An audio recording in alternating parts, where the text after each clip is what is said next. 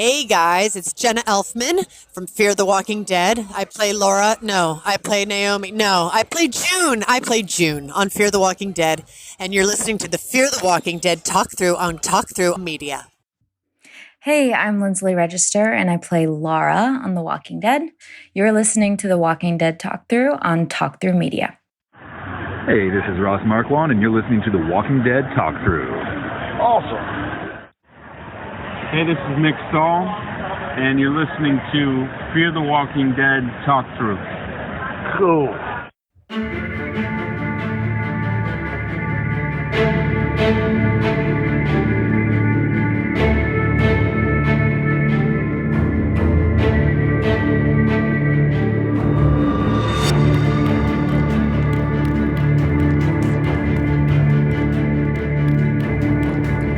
Hey survivors, welcome to episode 87 of Fear the Walking Dead Talk Through. I'm Kyle. I'm Brian. And I'm LT. So we will be covering Fear the Walking Dead Season 7 Episode 4 titled Breathe With Me, and some coverage of The Walking Dead World Beyond Season 2 Episode 6, Who Are You? But first, we do have some feedback from our last podcast, Fear the Walking Dead Season 7 Episode 3 titled Cindy Hawkins, and some World Beyond Season 2 Episode 5 of Quattrevos. But first, we did have some errata. I guess, Brian, you wanted to add something about last episode? Just something I forgot to mention. We saw that one doctor or professor. His name's Terry, and that would be none other than Dr. T. Brooks Ellis, who Eugene mentions in Season 5, Episode 5, Self-Help. The doctor at the Human Genome Project that liked his mullet. That's correct. Yeah.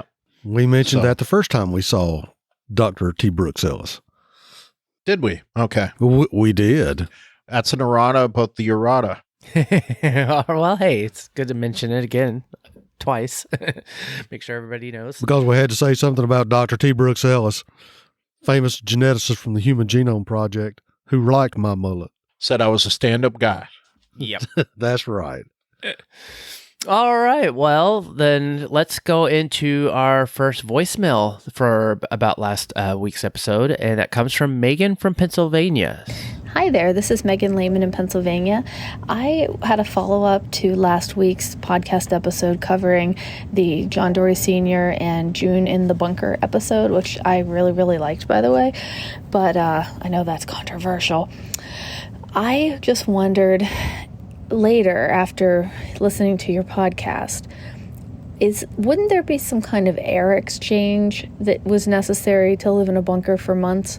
I have no idea how those things are constructed, but any building or subway tunnels or any place that you're in a confined space has to have air exchange. And so I just wondered, would that introduce radiation into the bunker? How does that work? Would they be breathing stale air over time and it gets deoxygenated if they don't have air exchanging, or is there enough air in there to last? I just don't know. I was really curious to hear what you guys had to say about that, especially LT with his vast stores of survivalist knowledge. Thanks. Bye. Thank you, Megan, for your voicemail. Actually, there was a scene at the beginning, wasn't there, that they were changing out like some kind of almost like a homemade filter, or they had something that had like a red cloth on it that they did show in the beginning. So they were doing some kind of filtering, but whether or not that's kind of part of the was any of the contaminants coming in, or was that I don't know if that was a homemade filter or they had a filter and they were just using some. Yeah, I imagine your standard air conditioner filter wouldn't work.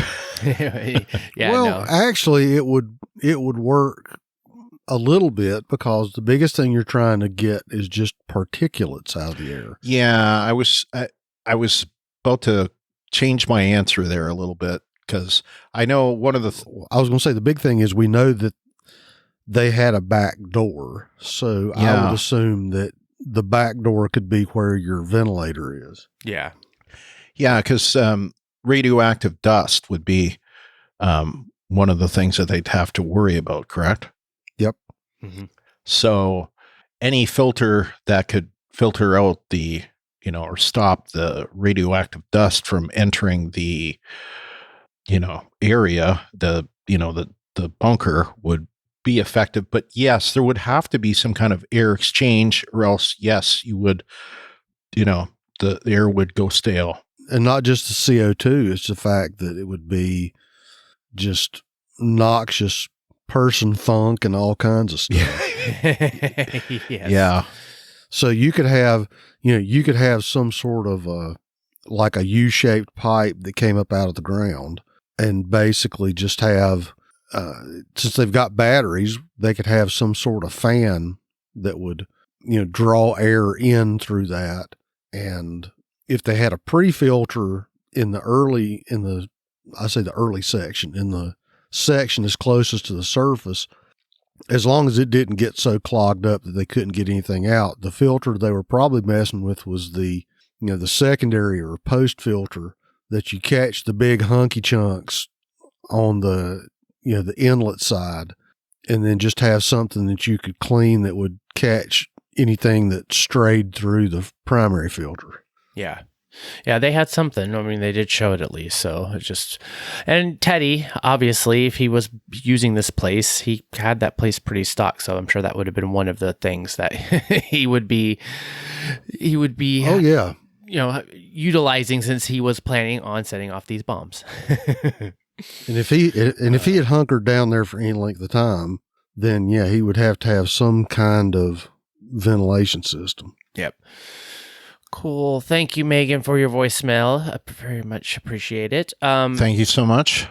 All right. Well, we actually got a voicemail from Renee this week, so I will go ahead and play that. Hi, guys. This is Renee from Atlanta. I'm calling in about Fear the Walking Dead. And I just want to let you know that I listened to you guys, of course, when I was at the gym today. And, Brian, I agree with you about June. She's a manipulator. She always has been. And she just told outright tale. That's what she does to me. I mean, June is not one of my favorite characters. She never has been. I've never really cared for her like that. And Deetta, she asked about, I saw on the Facebook page, she asked about Army of the Dead. Girl, do not waste your time. Seriously, that movie was so freaking corny to me. Like, I don't like zombie movies that are corny like that. That movie was just awful. I mean, even Amari Hardwick with his good-looking self could not save the movie. That's how awful it was to me. But hey, just you can watch it and see for yourself. It was not good at all. And I definitely do not agree with Aaron from the internet, nor do I agree with you, Deetta, about Morgan. I love Morgan. I mean, I feel like Morgan he's fickle. He's like Carol. One minute, he flip-flops. One minute he's, I shouldn't have killed all these people. I'm a savior. I shouldn't have did this. Why did I do this? Blah, blah, blah, blah. Like Carol, he flip-flops. But Morgan, to me, he's a good person. I just feel like the storyline that they're writing for him, along with the rest of the crew, is just awful. But Morgan, to me, he makes the show. I love Morgan. I'm a diehard Morgan fan. Morgan, he's wonderful to me. It's the storyline. It's what they're writing for him. Morgan could be, this storyline between him and Strand could be it could be epic. It really could. It really could be epic. This is The Walking Dead's fault. They are choosing to write Morgan as if someone who's always back and forth, like Carol. To me, they are similar. They are so much alike. One minute they're warriors, they'll kill anybody for their family or their team, and then the next minute, why did I do this or why did I do that? But no, I don't agree with you guys about Morgan. Morgan, I love Morgan. Just wanted to call in and say that. I like calling in, so I'm going to always call in every week. And I'm not going to tell y'all, I'm not going to say anything about my feedback, because my feedback to me was different than what I left, than what I wrote on the Facebook, and you all did not read it. So to me, it was different. So I'm not going to say anything about this episode. I'm going to let you read my feedback. Okay. All righty. Talk to you guys later. Love you. Bye. Thank you, Renee.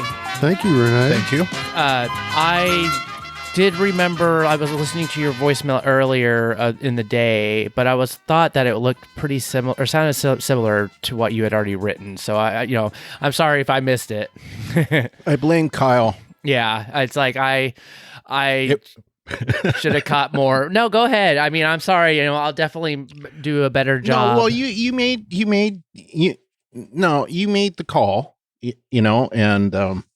No, and I'm sure that if there were some points in there that were not in the voicemail, I just didn't catch them, and I just kind of was like, for time, I thought it was just kind of the same.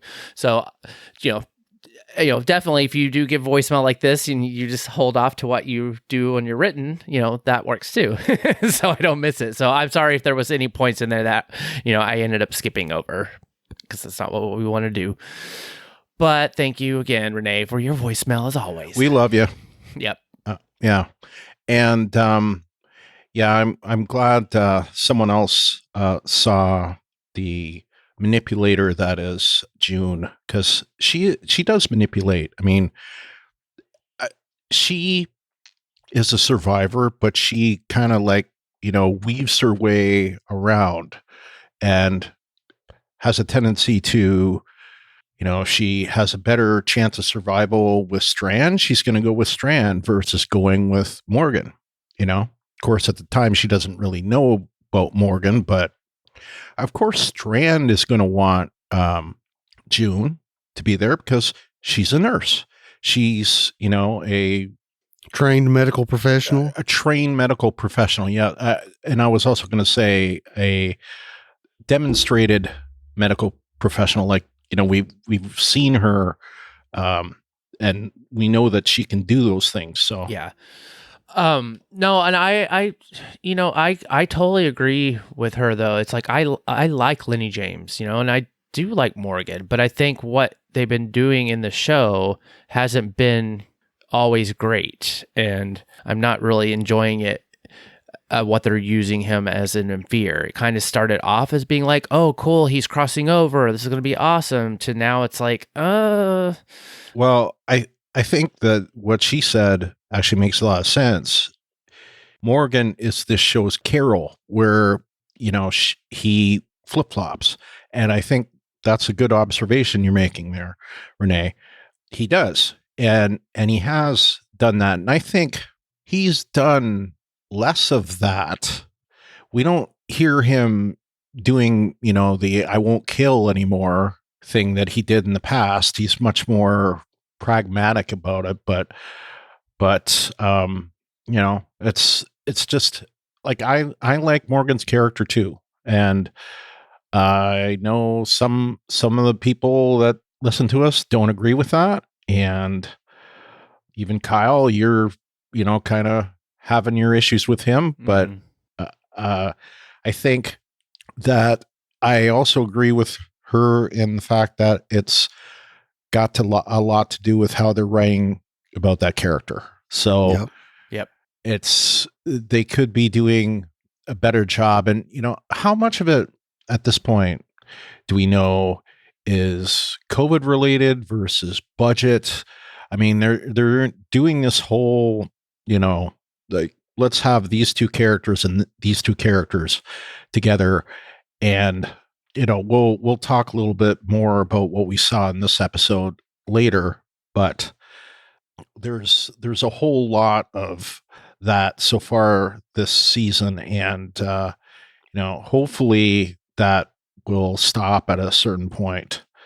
But, yeah, that's what I've got to say about it. I think that I would like to see we got to see more characters this week, but very disappointing on how they were brought in. So I'll just, that's a little hint of what I've got to say later. Indeed so. Yep. All right. Well, thank you, Renee, as always. All right. Well, we actually also got some feedback from Aaron from the internet. I got it. Okay, Aaron from the internet says, given they've been so light on Alicia these last two seasons, they need to make it up next season. Even when they had access to her, she was only in part of the season instead of the lead as she should be. Maybe she's not done, but they could do better with her still, I feel. Give Alicia the respect she deserves already, series.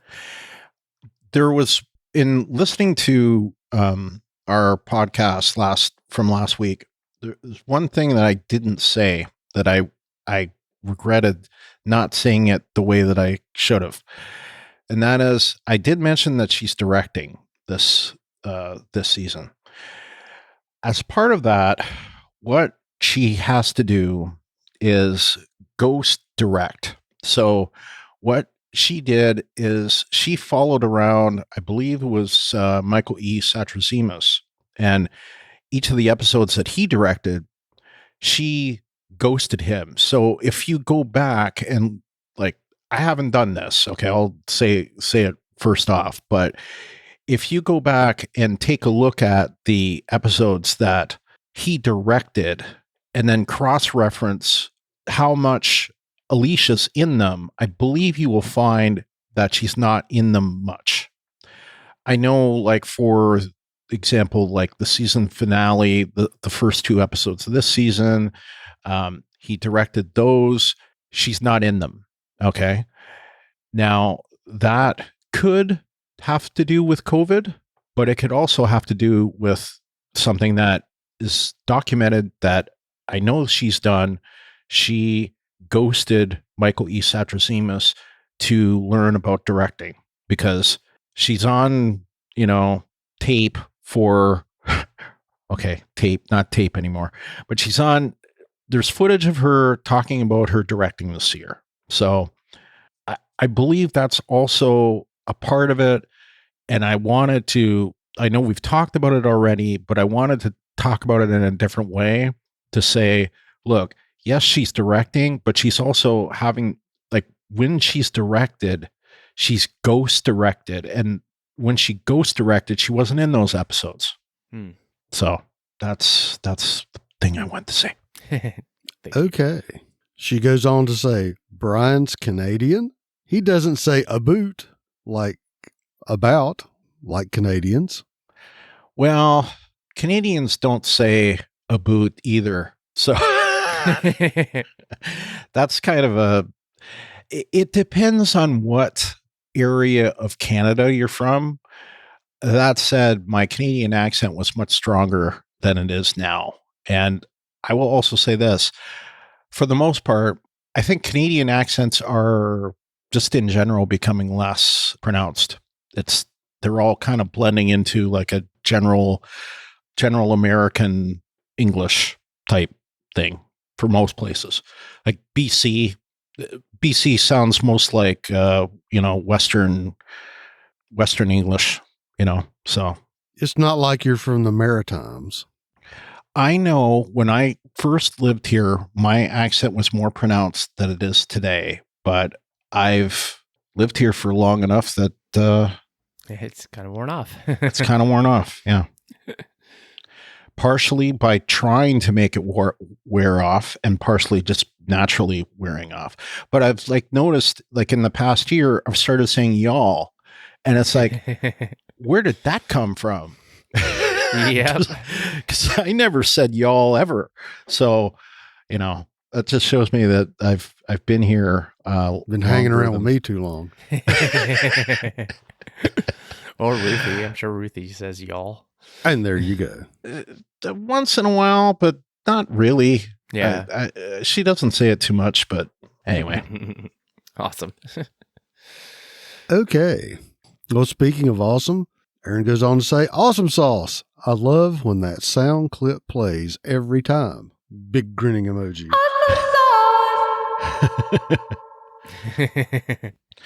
And that is, of course, the aforementioned Ruthie. Yes. Original host of the Fear the Walking Dead Doctor. Anyway.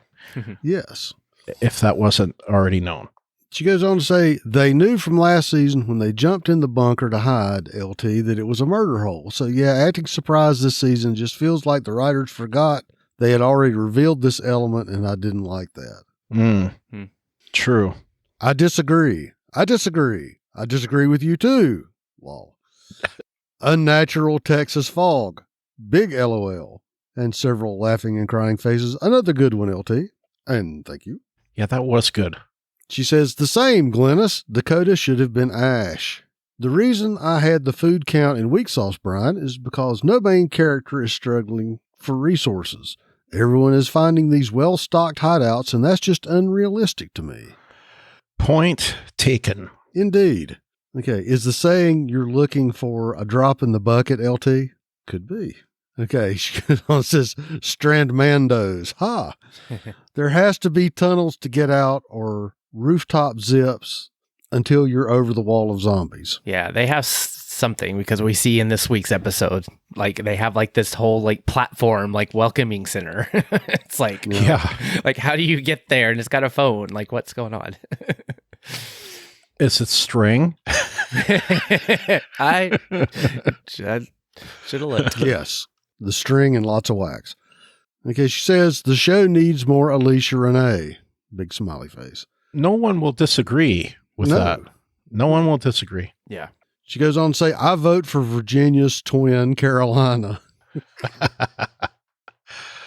And she says, I'll get you too, LT. Just give me time. Ha ha ha ha.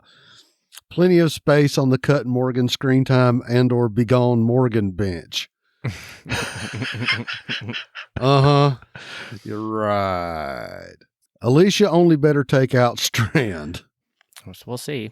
And then she finishes up with, in quotes, the kids show. Ah.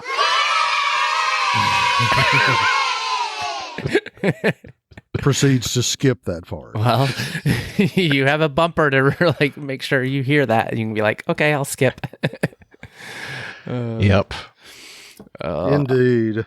Thank you, Aaron, as always. All right. Well, then we also got one from Clint from Indianapolis. I can take this one. Go for it.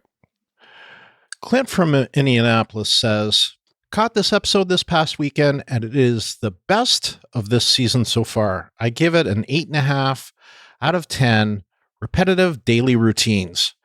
I give it an 8.5 out of 10 repetitive daily routines.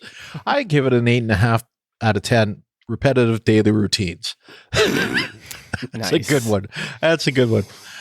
I enjoyed the story we got from John Sr. and June in the Hole. The John withdrawals-induced visions had a similar feel to a lesser extent as the TWD season 11 episode On the Inside. The set above ground was a bit creepy, even with the Star Trek TOS vibe it gave off. Obvious indoor set. Indeed, sir. Indeed. Or the TNG Planet Hell. Yep. All right. Thank you so much, Clint. Well, that was all of our feedback and responses from last week's episode. So let's go into this week's episode. And this week we have Fear the Walking Dead Season 7, Episode 4, titled Breathe With Me, written by Nazrin, Choudhury, and David Johnson, and directed by Tara Nicole Weyr. Description is, while searching for Wendell, Sarah crosses paths with a dangerous survivor. Ooh. All right, well, let's go into our ratings. I gave this just, I couldn't really think of anything funny or, anything specific. I just said 7, just 7. I'm going to give it 7.5. Why did you kill that dog? Yes, and I'm giving it a 7 out of 10. Fear the Dukes of Hazzard. I get it. That's a deep cut. Well, that's what we're here for, man. All right, well, let's go into our listeners' ratings, and I'll go the first one. Dieta from Detroit, she gave it a 7 out of 10. Facepalm, facepalm, facepalm. I'm not liking or understanding this season at all. Okay. Well, Glitch from Toronto gives it a 6 out of 10. Doggone Rufus. Renee from Atlanta says 5 out of 10. Josiah and Morgan are friends now? Facepalm, facepalm. And finally, Clint from Indianapolis says, I give this episode 6.5 out of 10 solar-powered walkie-talkie chargers. Yeah, that was pretty cool, actually. All right. Well, that was all of our listeners' ratings. So let's go into our awesome sauce. Awesome sauce. And our first one comes from Deanna, but she actually just said nothing was awesome in this episode. So shrug emoji. Renee from Atlanta says, we got to see Al and them for 5 minutes. I roll. Seriously, I thought they were going to do something big with this group. I mean, they did fly off in the CRM helicopter. Shrug. Yeah, I don't know. To me, this does not feel like an awesome sauce. This feels like a weak sauce, but I digress. This may be the most awesome sauce she's got.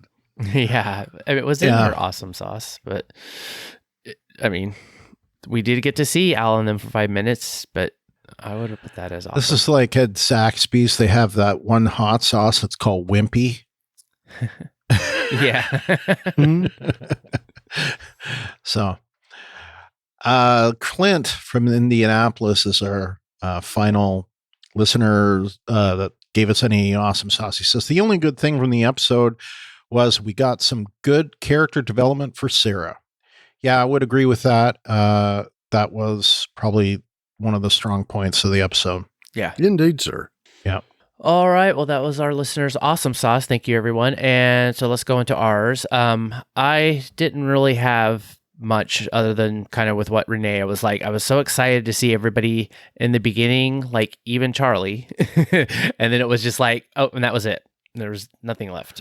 So. You were excited that we saw Charlie? I know, because really? I was like, well, because it was just the whole crew and how they all came out, at, that one, whenever Sarah, they killed the walker or whatever. And then it's like, she's like, where's everybody? And they all just like came out in droves. And I was like, oh, it's the gang's back. So it was just like a good feeling. And then, even Charlie, I was like, except for the rabbi wasn't there. No, but he was out doing stuff. He was out with the congregation. Yeah. He's out being rabbinical.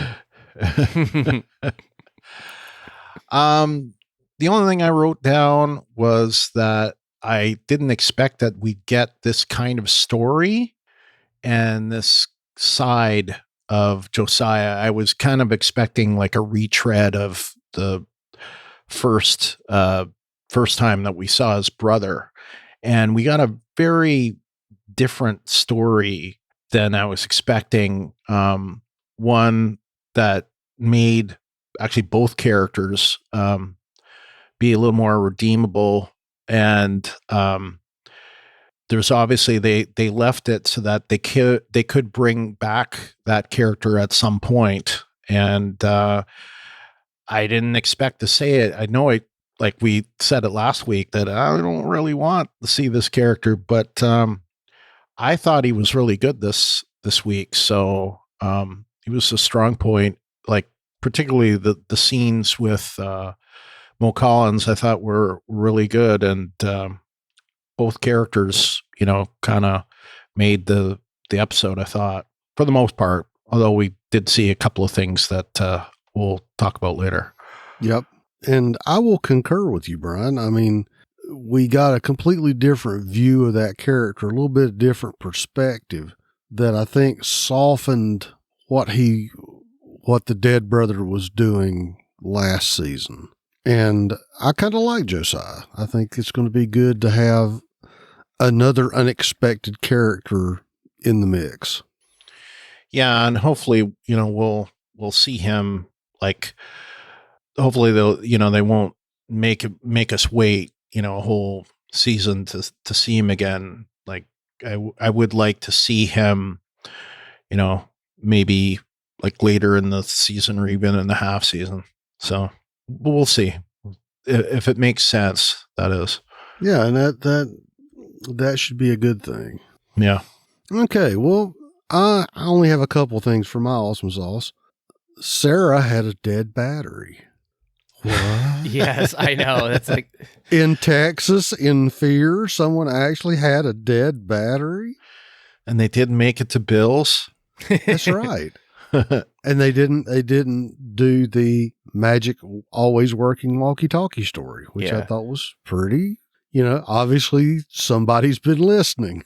Yeah, it was nice that they showed that she had that solar charger thing, kind of attached, but it just like it just wasn't working when she needed it. But Yep. it was like good, some explanation of like, hey, they are trying, using something, and it's just not like, oh, they just have this big giant battery charger. Yep. And the other point that I wanted to bring up was I really liked Josiah's shovel, and I'll explain why. Is that if you read the novel World War Z, that was one of the main weapons that everybody used to fight the zombies. And I forget, they had a name for it, but basically it was a combination pike, axe, and shovel that they basically equipped all the troops with. And so I thought that was nice. And the fact that a collapsible handle shovel with a pickaxe attachment would be a very handy tool for the apocalypse. So I was like, well, they're finally doing something practical. And it fits in with his character being, a search and rescue guy and being, theoretically like a park ranger. That fits the character. It's a piece of equipment that I could see him using. And obviously he gets a lot of utility out of it because he just doesn't just dig holes. He kills zombies with it. So I thought that was pretty awesome. Yeah, it totally is. Cool. All right. Well, if that was all of our awesome sauces, let's just go into our weak sauce. You're worthless and weak. And it looks like we just got one that was given for our listeners' weak sauce, which was Deanna from Detroit. And she said, whomever's bright idea it was to say, hey, let's have a nuclear bomb go off this season should never be allowed to write for any other shows ever. Thumbs down, thumbs down, thumbs down. Not liking the nuclear bomb, huh? Yeah.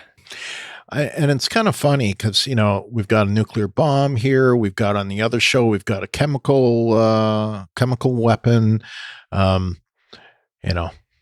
Yeah. Just seems like suddenly we've gone down, the WMD Parkway in the apocalypse. Yeah, exactly. All right. Thank you, Deanna. All right. That was all of our weak sauce. So let's go into ours. I didn't really have any. So Brian, you want to go off with it? I see that you have. Well, I mean, the most obvious is that they barely showed the rest of the cast. I mean, talk about like what yeah. I mean, they set it all up for, us getting to see pretty much everybody and having an episode where, we see everyone and they're in the cold open, and, we basically see like, a line or two from each of them. And that was it. For all we know, it could have been shot in such a way that they weren't even in the room when most of them said their lines, Mm-hmm. So, yeah. I mean, it was kind of disappointing to say the least. I had to subtract at least one from my score when I was trying to figure out what to rate this one. So, yeah, me and LT actually were talking about this before we started tonight, and it was like kind of, just about how like, it all seems very COVID-y still, where we're having these episodes with just like two characters and that's it. And LT brought up, saying it's like, well, this could have been shot much later when, there were less restrictions or things were like a little bit better. And so then most of the episode was actually, during all the COVID lockdowns and stuff. And so it's like, maybe that's what it was, but yeah. But yeah, so in other words, maybe they that last part of the cold open was shot later. You're thinking? Yeah. Yeah. Yeah, you could be right. I'm thinking the cold open in the beginning were shot later just because you had more people, and I would be willing to go ahead and go on record and say this might have been a rewrite. Yeah. Once they had shot all the footage with Sarah and Josiah, that they came in and said, well, look, hey, we got restrictions lifted. We can get the cast together. Let's kind of change this up a little. Or maybe they thought, well, they tried to write it a certain way, or they tried to shoot it a certain way, and it didn't work. And they said, well, we'll do this later, or, however. Right. Maybe they wrote it planning on the restrictions being lighter later. Yeah. Which makes sense, so.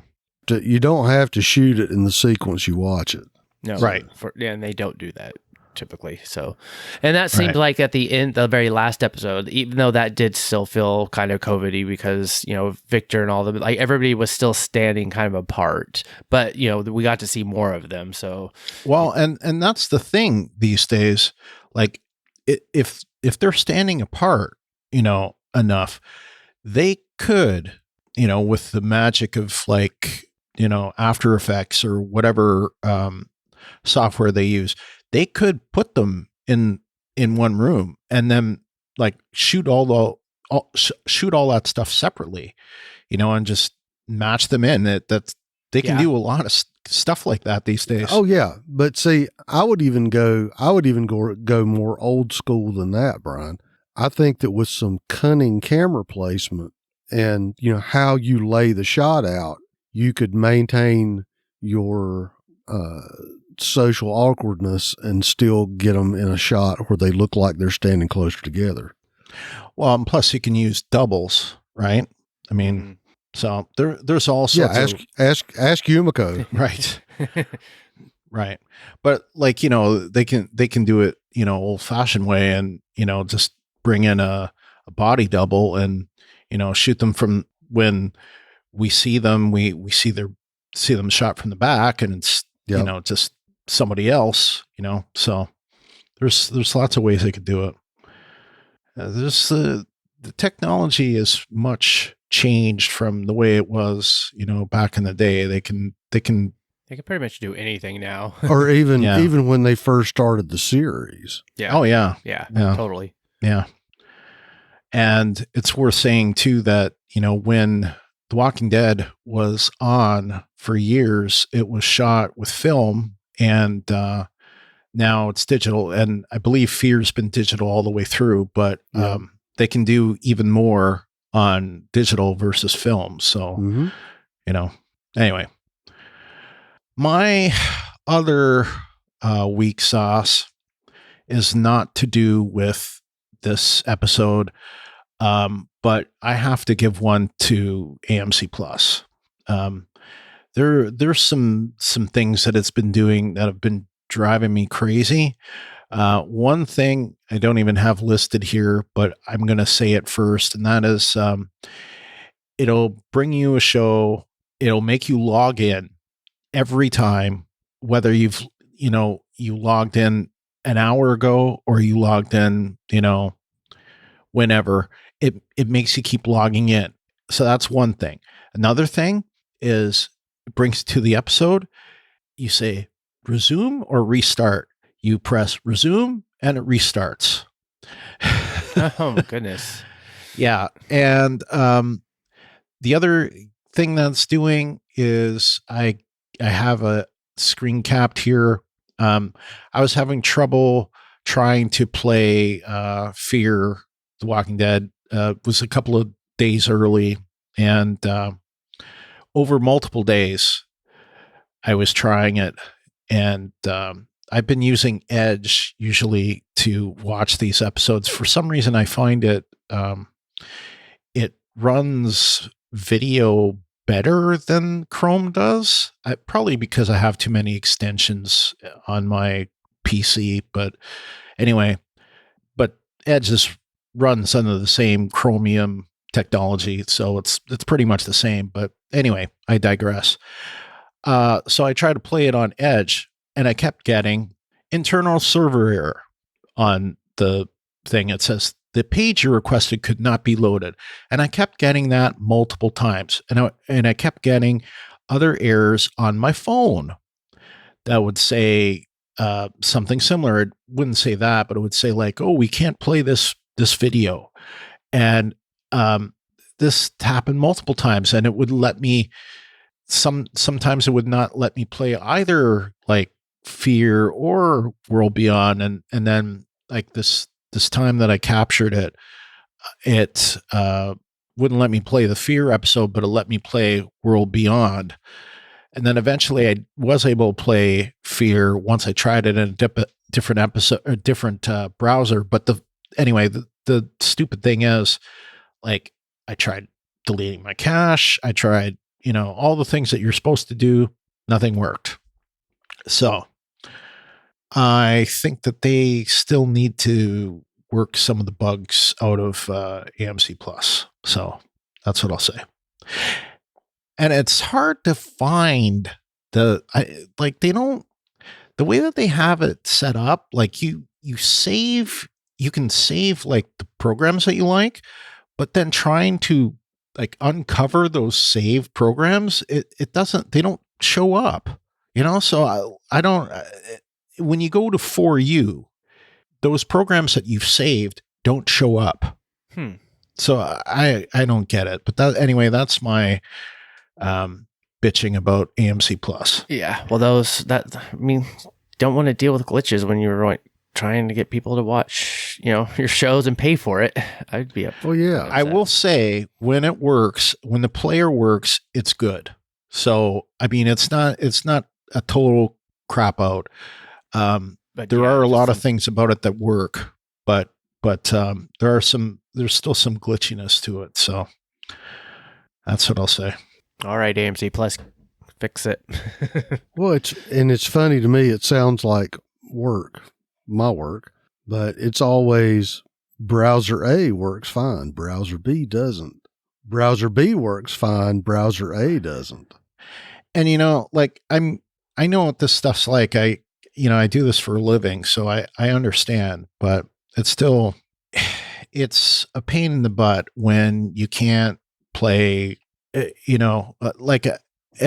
I didn't just have problems in the browser. I was having problems on my iPhone. So, that's what was making it frustrating to me. Anyway, that's all I have this week. All right, AMC, I hope you're listening. Fix it. All right, LT, what do you have? Well, for starters, I have to give a weak sauce to the aforementioned jump into the canyon in the Durango. The airbags didn't go off. That's true. That's true. And that's the aforementioned Dukes of Hazzard, in case you didn't get the reference earlier. Indeed it is.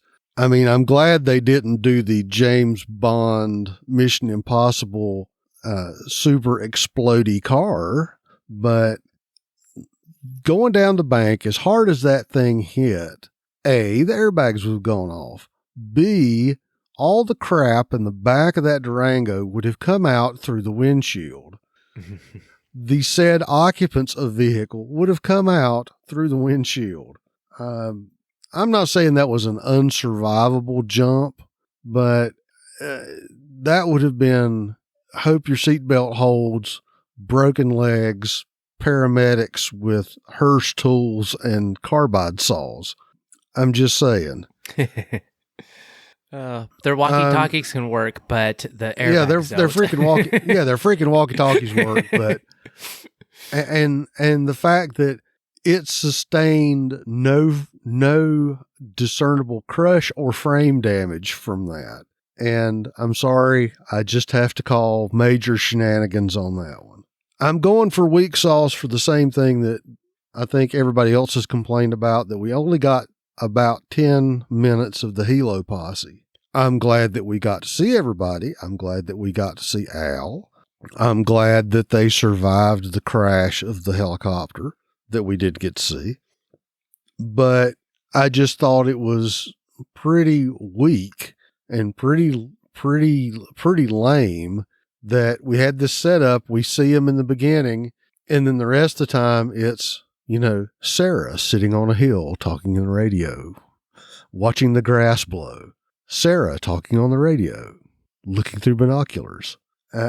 Just, come on. We could have done a little bit better than that, because all of us have been wondering where everybody's been and what everybody's been up to, and this is all we got. Yeah, agreed. I really enjoyed the Sarah story. Do not get me wrong. However, I just, it annoyed me more giving me that little bit of teaser of Daniel and Charlie and Luciana and Al, and then not doing anything else. I've got it as weak sauce. I had it last week. I got it this week. I still want to know where he got that head in the box. And it's obvious from the dialogue we got this week that, yeah, he's pissed off about his brother, but he loves the dog. Yeah, he loved Rufus. But yet, what caused all the problems? What caused all this sadness? The head in the box. So I'm just saying, it's gonna bother me just because it just is. And it's still in a box somewhere. Like that's what I was asking before. I'm like, I didn't get, or I didn't see where they put it after their, kumbaya moments. I'm hoping when he buried Rufus that he buried the head, because I thought that they killed the head. Well, they did kill the head, but with his penchant for burying zombies, I just don't figure he'd leave it laying there. Right. Yeah. But that's about it. Well, that's some good weak sauce there. I mean, that's why I didn't really have much, because you guys pretty much were saying some of the same stuff I was going to say. All right. Well, then that takes us into our what sauce. What? And we got one what sauce from our listeners, and it comes from Renee from Atlanta. And she says, why would they bring Josiah back to kill Morgan? And once he gets the chance, it's like nothing, just nothing. Rufus gets bit and Josiah screams, "What have I done?" and starts whimpering. It just seems so far-fetched to me, and I just wish this would have never happened. I do feel Josiah could have been a wonderful addition to Fear, but at the beginning, when he first appeared, to bring him back as a twin takes away from the actor, and I can't get into his character. From the beginning, yeah, but not now. I'm glad he left, and I hope he does not come back, but this is a Fear, and they don't know how to leave crap alone. Shrug, shrug. Well, like I said, I like the character. I wouldn't mind seeing him come back in the right circumstances. Yeah, that's kind of where I would lean to it. Because I agreed with what you were saying in like what your awesome sauce or whatever was like. That there, I was expecting something completely different, and then that's not what they gave us. So that did kind of was a little bit of a relief. Yeah. At least put his character and being like, oh, okay, he'd actually at the end, I was kind of like, oh, cool. Like that's just really probably a good type of person to have on your side if Victor's going to be the issue that we're thinking they assume that's what we're going to see. So yeah, it's like I kind of came back to like, okay, cool, come back. We'll hopefully, it'll be at the right time and, be a good part where, he could come, help save our people or like, or ruin one of Victor's plans or something like that. So we'll just have to see. Oh, thank you, Renee. All right, well, let's go into our what sauce. And mine, basically, I thought it was kind of funny that Morgan actually suggested like everybody to come back to the sub at the end. And then I was thinking, he was, Strand was saying like, oh yeah, it's like, oh yeah, Morgan's not doing really great. And, and it's like, and he even said, he's like, no, I'm not doing great. I had a problem with this though, because we saw that they had a whole, stockpile of food that they didn't know they already had, So at the time when, what's his name? Howard, when he saw them, it would appear that they were doing poorly, but since then we know that they have quite a bit of food now. So, I mean, to me, there's a disconnect. Or no, and like that's why I don't know if Morgan was just, basically lying about it. But I mean, but the thing is, though, the problem I was kind of having, though, is like, okay, well, he's like suggesting everybody come like to the sub, which supposedly has no food, which we know he has some food, but is also surrounded by fallout. And then he just meets, Sarah and knows that the rest of the team is like doing well and they're at a different place and not surrounded by fallout. That I was like, what's going on? I'm like, why wouldn't you be like, oh my gosh, cool. Hey, let's like all regroup, and instead, he's just like, oh, you guys go do your thing. And I know he's there. We get the thing at the end where there's the nuclear weapon with the other people, but it's like, why wouldn't you be like, oh, cool. Like, let's get the group back together again. And then also it's like he left Grace and the baby at the sub, but yet he's like running around all over Texas, like that, and like in areas that are not surrounded, like are in, fallout.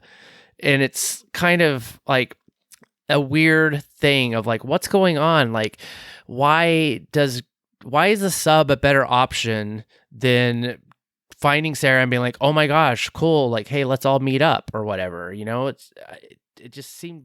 Go back to the sub and load up the Apocalypinto with all those cans of food and drive to, Casa del B&B or where everybody else is. Yeah. Why didn't they go back there? And yeah. Well, and then also I know Grace was like, or during their episode, they were under the assumption from the two people they met that it was like, oh, everywhere they went, it was like, it was just really bad and they got all, sick and like dying. But again, Morgan is actually seeing that that's not the case. So I don't know. I don't understand why, like, why sub, like you guys could get out of there and not have to be spending your 6 minutes, roaming around in the Pinto.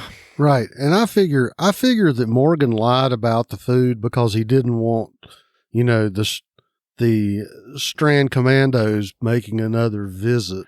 Yeah, I'm sure of that. But at the same time, I kind of wondered why we didn't see him tell, tell Sarah, wink, wink, nudge, nudge, I'm lying. Yeah. Yeah. We're better off than they think. So. Yes, we have pudding. Don't get me started about pudding. I have been on a pudding kick this week. Oh, nice. Actually, gosh, I haven't had pudding in a long time. Sounds yummy.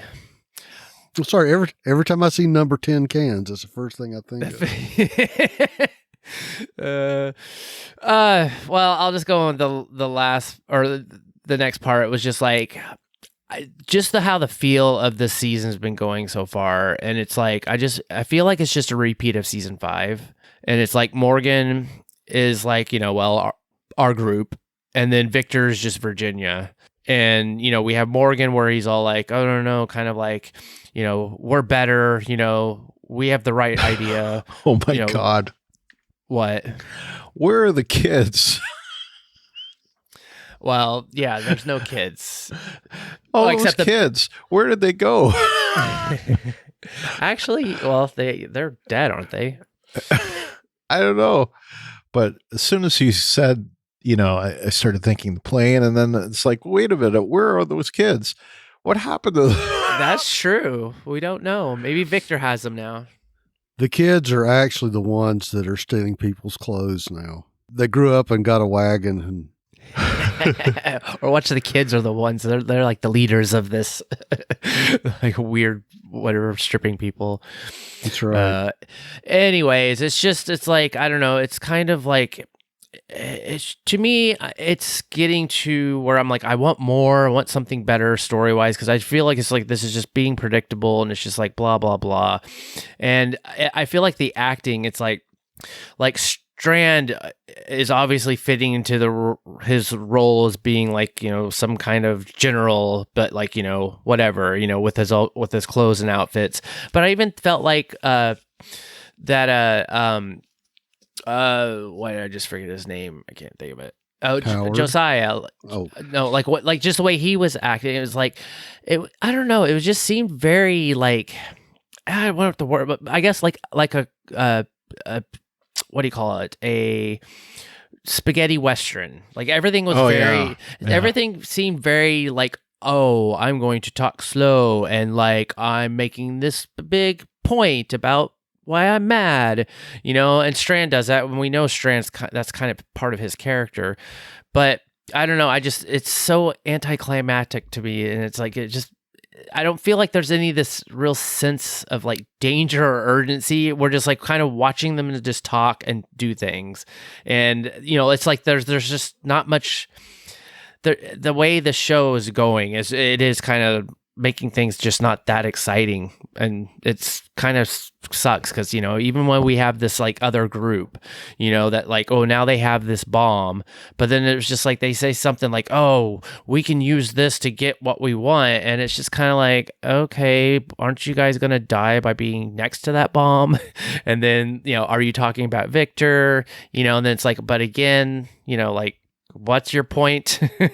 Like, who are you guys, and like, what is it? And I don't know. It just feel like this what this season's kind of turning out. And Kyle, even worse. Not only are they going to be killing themselves by toting this thing around, they're going to contaminate wherever they go. Yep. So yeah, because it's got a big hole in it. Yeah, if they take it over to Strand's place, they're basically dumping radioactivity. Yeah, everywhere they go. In their wake. So, yeah, that would be bad. Yeah. My style and color. Well, yeah. And I'm thinking too, how are they going to use that as a negotiating instrument? Are they going to have one guy with the little hammer, tapping the thing going, don't make me hit it, I'll set it off. Ding, ding, ding, ding, well, ding, no, ding.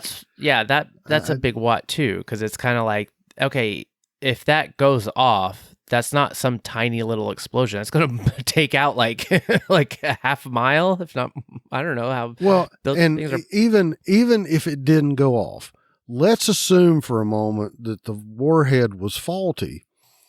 A nuclear warhead still has quite a bit of conventional explosives in it.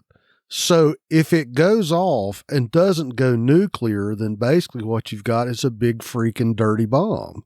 So it's going to be worse than a nuke because it's going to spread all that radiation, and it's going to be worse radiation than a post-nuclear explosion. No, good point. So just the fact of the unexploded nuke is possibly more dangerous than the nuke itself. Well, I mean, if they survive long enough to use it for whatever they need to get from who, that was the other question. It was like, who are they trying to go after? We don't even know who their enemy is. They've just been running around, messing with walkers and taking their clothes off. It's like, they're the goodwill of Amarillo. Anyways, that's all I had. So you guys can take it from here. What did you have for your what sauce, Brian? That stupid thing about it's better that you don't know, so that's the excuse. Well, we don't get to tell you about CRM. It's better that you don't know. And that's just kind of wearing thin for me. So what's with the dude, the dude that, he makes him strip down. And so what's with that dude, and what's with the wagon train of the dead, and what's with them stripping the dead? Like, I didn't understand that. Do you guys have any understanding of what that all was all about? Because I was just kind of like shaking my head, kind of going, huh? Well, the only thing I could think of is that they're trying to use all that clothing as some sort of protection, or they're trying to harvest any type of, goods and materials that they can get off the walkers. But I don't understand why they were keeping them in the shed all corralled up. That just didn't, that's just kind of like, okay. Well, they mentioned something about dispersing them too. Yeah, that's what like they were asking that guy. It was like, why aren't you out there, dispersing them? And it was kind of like, So yeah, like I don't get what the plan. Like who are they after? We don't know any of that. So Like, is this like like the disciples of Teddy or something that are out there to, or maybe they're like the Walker ASPCA. They're trying to spread them out so that they have more roaming habitat. Or it's time to spay and neuter your walker.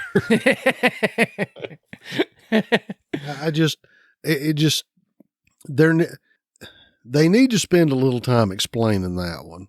Give me a little bit more background on what they're up to. Well, and it would make sense it would make sense, or it would fit that, like, oh, these are because Teddy, when he died, he still had his people. There's still people that were his.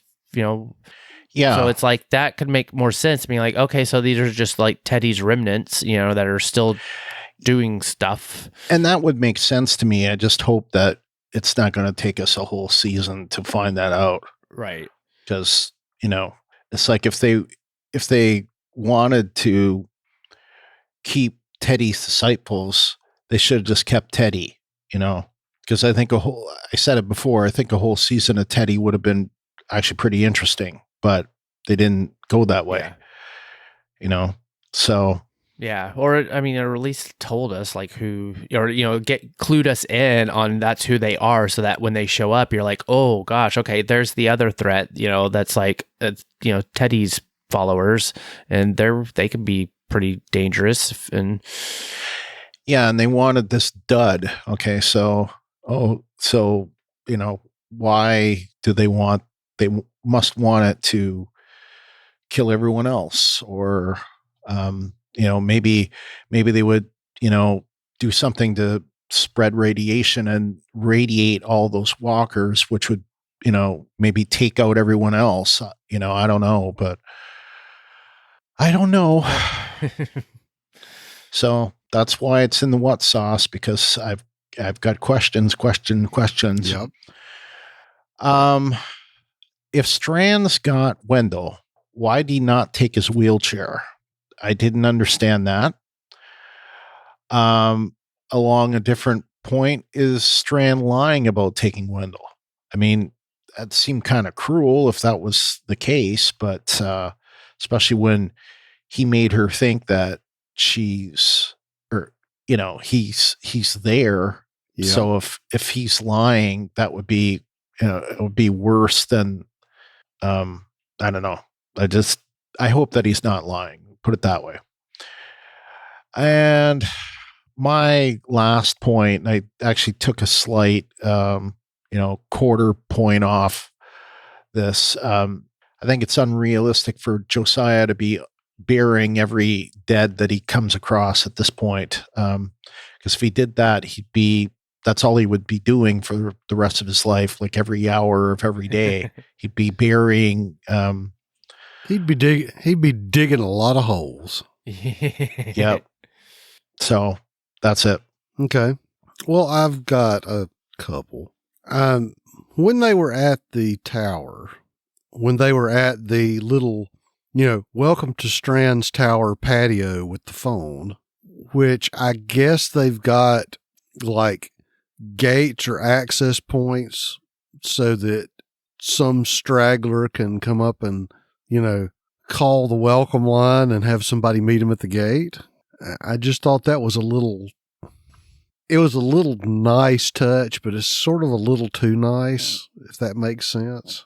And I guess the other thing is, Mr. Historian, when he was down there with Strand, and I know this is going to be another deep cut, Brian, but he started sounding like Butch's sidekick Woim from the old Little Rascals movies, because Strand would say something, he'd go, it's like, well, if you're not going to come inside, you're going to have to go back out there. And he's going, yeah, out there. Well, see, what I would think of when you say that is Grover Dill. And if you don't know that one, Grover Dill is Scott Farkas's little toady that we see in A Christmas Story. Yeah. Oh yeah. It's the same vibe, the same thing. That's great. Or if you want to put it in a friendlier context, it's kind of like he's the Ed McMahon to Strand's Johnny Carson. Oh yeah. Yeah, Okay. yeah. So it's like, Yes. yes, sir. It just really bothered me just from when we first saw this guy. You're thinking, well, he's going to be some more intellectual, more, a smarter kind of character. And I just didn't see him, like I said, turning into the, yeah, Strand, tell him what you're going to do to him. Or, there was one of the cartoons, and I want to say the dog's name was Butch, but it was the little sidekick. Yeah, Butch, tell him you're going to mess him up. Tell him how big and bad you are. Yeah, my buddy Butch is gonna wipe the floor with you. That whole scene just struck me as, and so now you're just an accomplice toady after you gave Strand your big tower full of historical archives. Yeah. Yep. That's And I'll have to just vaguely sidebar your thing about why they didn't take Wendell's wheelchair. Is it like they're going to make him like, make him like the master in Mad Max Beyond Thunderdome? They're going to have something that Wendell's just going to be like running the machinery because he can't walk. yeah. And let's be kind of honest here.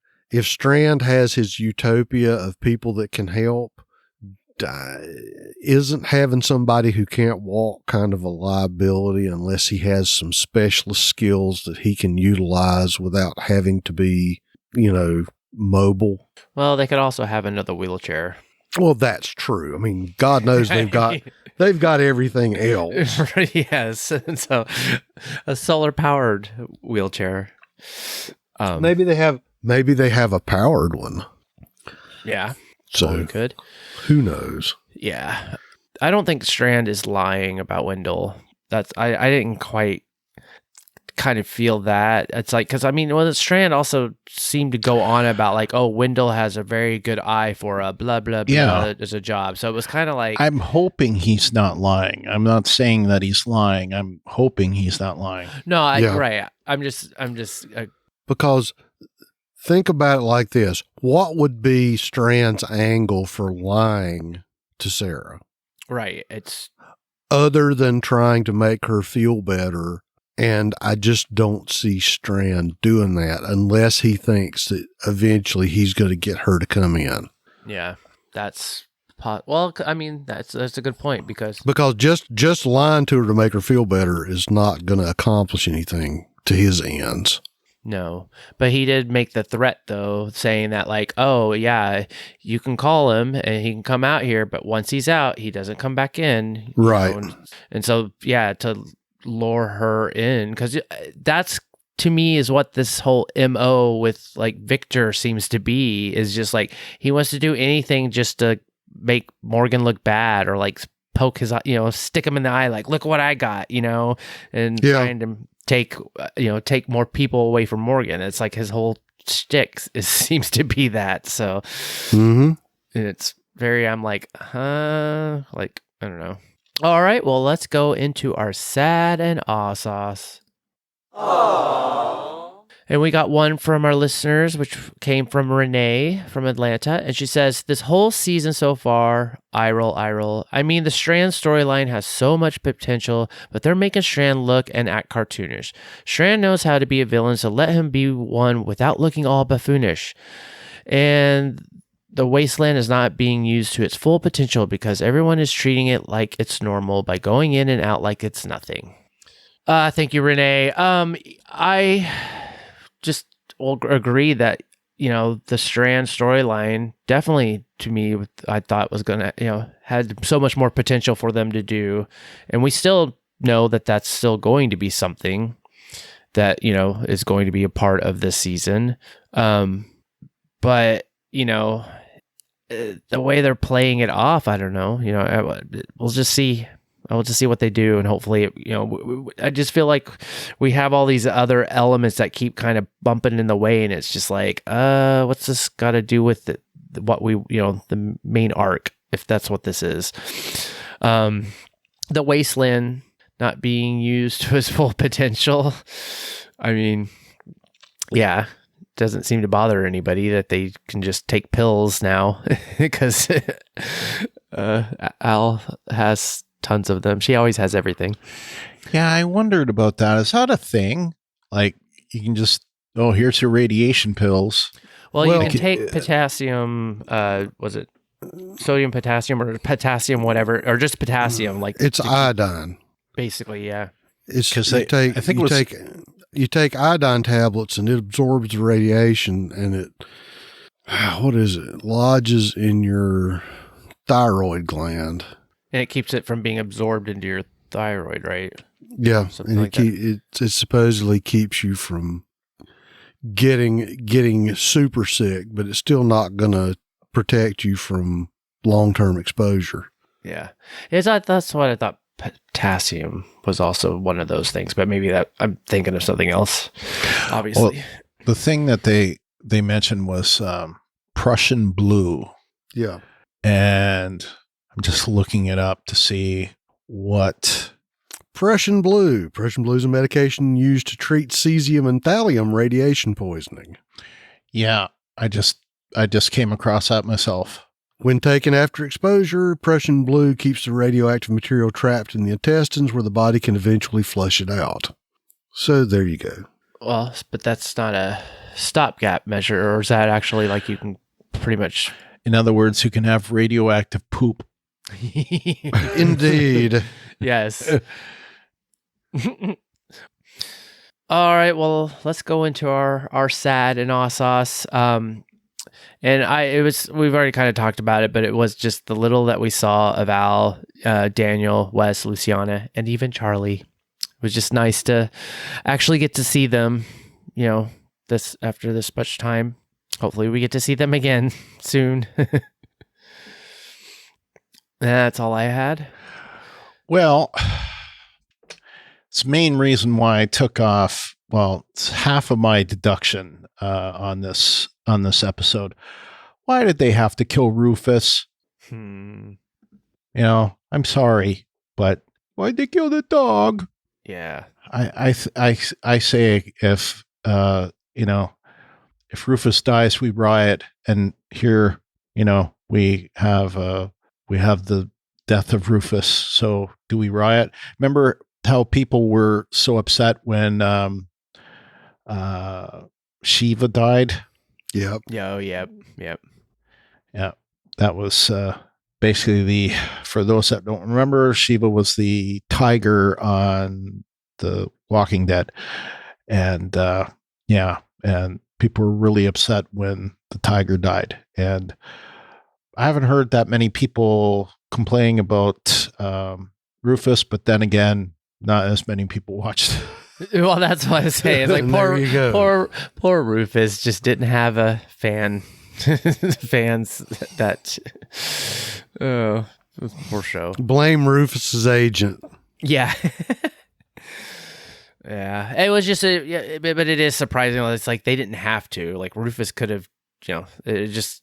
I guess they needed to for the plot to make Josiah like have his come hither moment or whatever. Changed his whole outlook.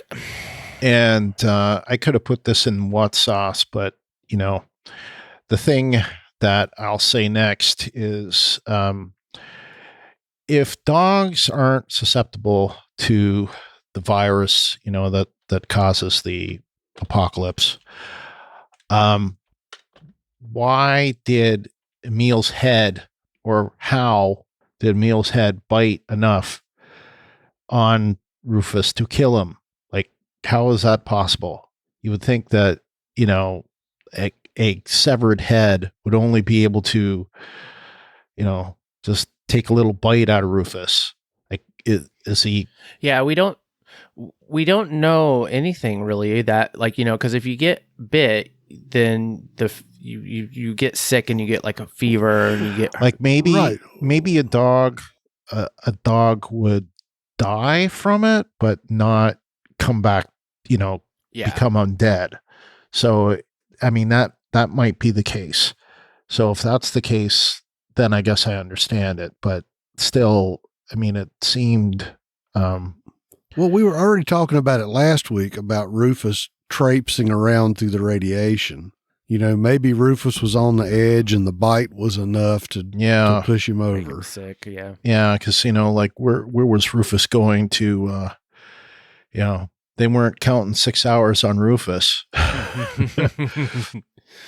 Rufus was out there for a long time. So, yeah, your point's taken. Well, and we've seen deer and horses die from zombie bites. So we have, but deer and horses have usually had multiple.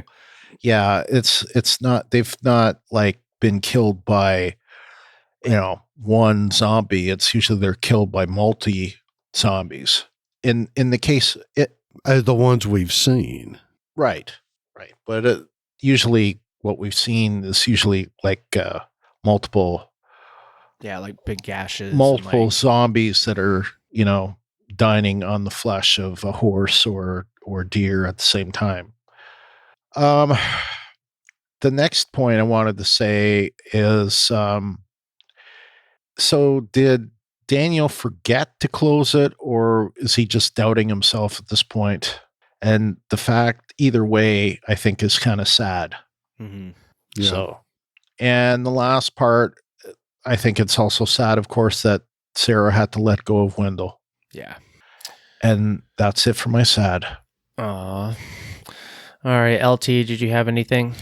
I think the only part I would add to that is I hope that we get a happy reunion at some point rather than the normal Walking Dead ending that we usually get with Sarah and Wendell. Yeah.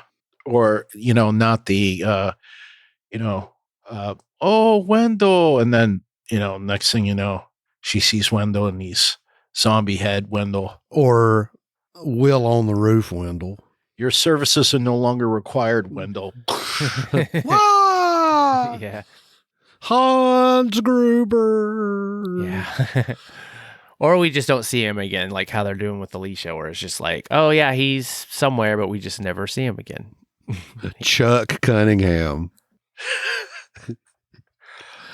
He goes up to his room and he's never seen again.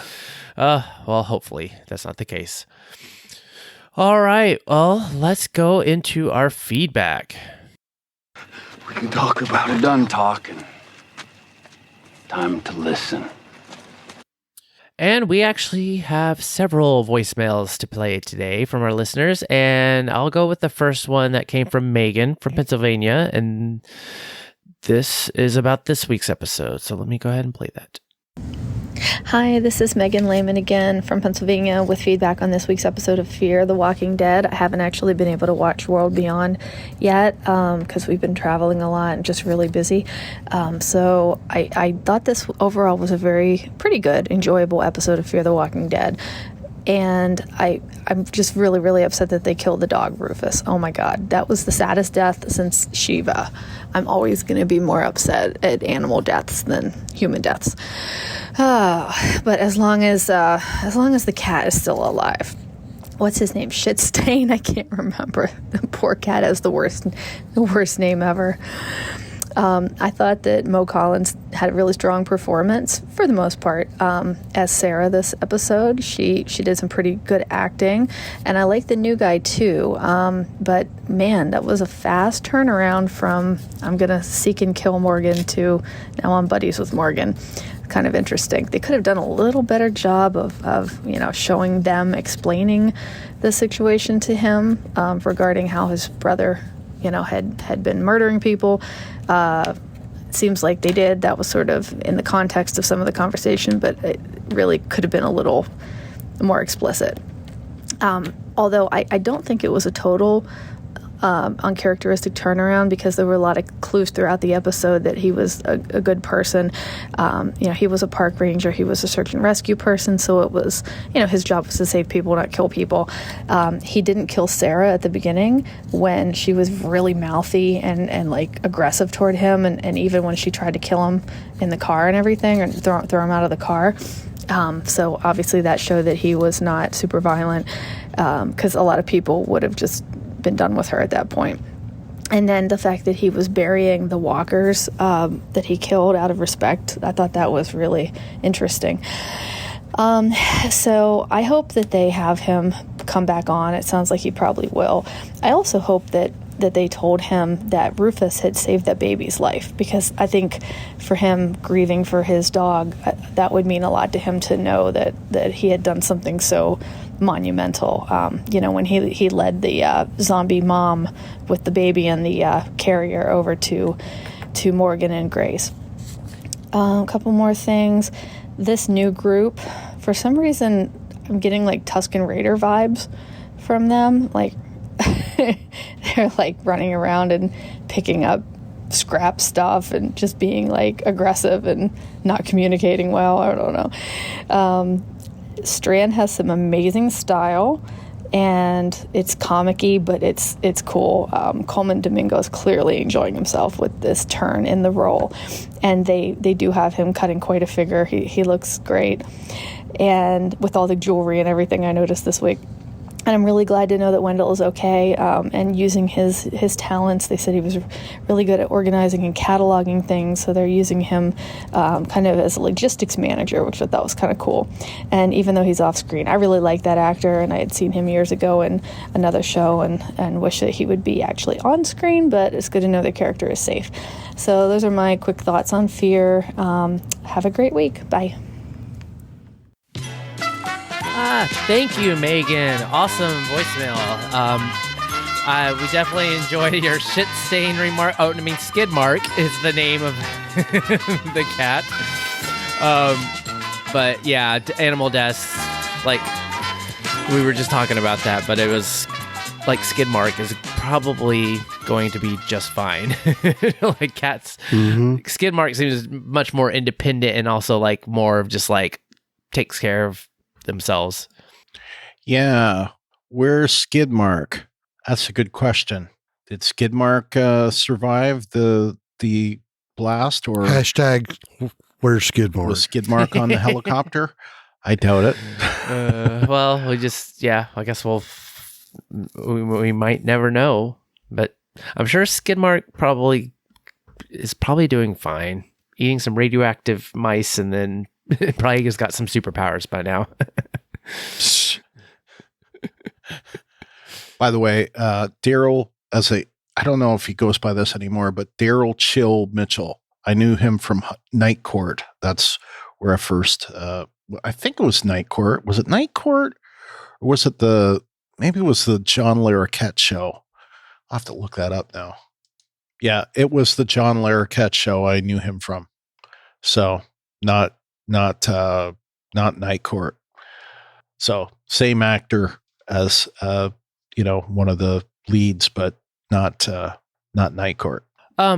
All right. Well, let's go into our next voicemail, and this came from Dieta from Detroit, and it's a two-parter because she ran out of time. So I'll play the first one, and I'll go right into the second one. Awesome, sweet. We got so many voicemails this week. Yes, this is definitely much like enjoy this a lot better than, or I mean, we like them all, but it's great to hear everybody's voices instead of like just hearing it through our voices. All right, here's Dieta's first. Hi, this is Dieta calling from Detroit, and I'm calling about Fear of the Walking Dead. Talk back or talk show. So I know I left feedback online, just after, and I had to let that sit for a minute because I actually stayed up and watched the Fear the Walking Dead episode like after it aired, like I said, on DVR. So I fast forward through the commercial. So it was about 30 minutes, which wasn't bad. But I couldn't comment that night. It was late. Yeah, the hour difference probably had. But that whole show was awful. Because I'm sitting here watching, I was like, I wonder if it's because I'm tired and I'm just irritated with the show or not. But it starts off with Sarah waking up, I guess, out of her sleep stupor and not knowing where she at, and which I didn't get. And to me, if you know somebody's unconscious or been out of sleep, why isn't somebody in the room kind of like watching her, making sure, she's not, I guess, going to sleep for good? But you guys just leave her in the room. She wakes up, she walks around, she screams, hello, hello, several times. Nobody says nothing, nobody comes around. I'm looking like, where is she at? Like, I thought she was with the helicopter crew. That's what I call them. And then, soon as a walk out of the supposed to be secure building walks in, then here comes everybody.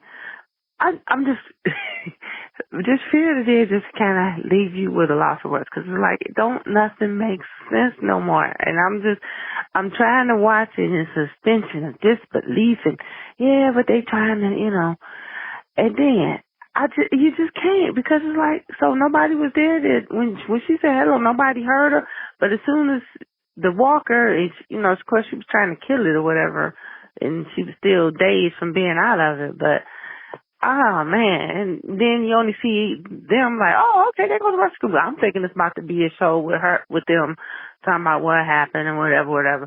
Man, we get 5 minutes of them, and then next thing we know, she by herself, looking for window. Calling, looking, which I don't know how she's looking for window, because I thought Al said you can't go out there. It's only so far you can go, and I'm trying to figure out, well, exactly how far did she go out to look for window? And because you don't see none of that, she just basically sitting on mountains, and I don't know. This show is just it's worrying me. I'm sorry, y'all. Okay, this is Deanna from Detroit with part 2. For Fear the Walking Dead. I didn't really call in to really comment too much more about the show, but Fear the Walking Dead just had you just be like, I don't know what to say about the show. I can't stop laughing because it just got comical to me, with all these so-called storylines and plots and whatever you want to call it. Like I said in my feedback, why in the hell put a bomb going off inside this show? This show didn't need that. We were supposed to be seeing that the walkers and like the first 3 seasons, a family trying to survive the apocalypse. They done went way left with this shit. Now we got bomb went off or whatever, and it's just too much. It's too much because they always walk around unprotected, except for when they over here. And then it's okay to go here. It's just stupid. But anyway, so I was calling because what I wanted to say, Sunday night was the season premiere for Yellowstone.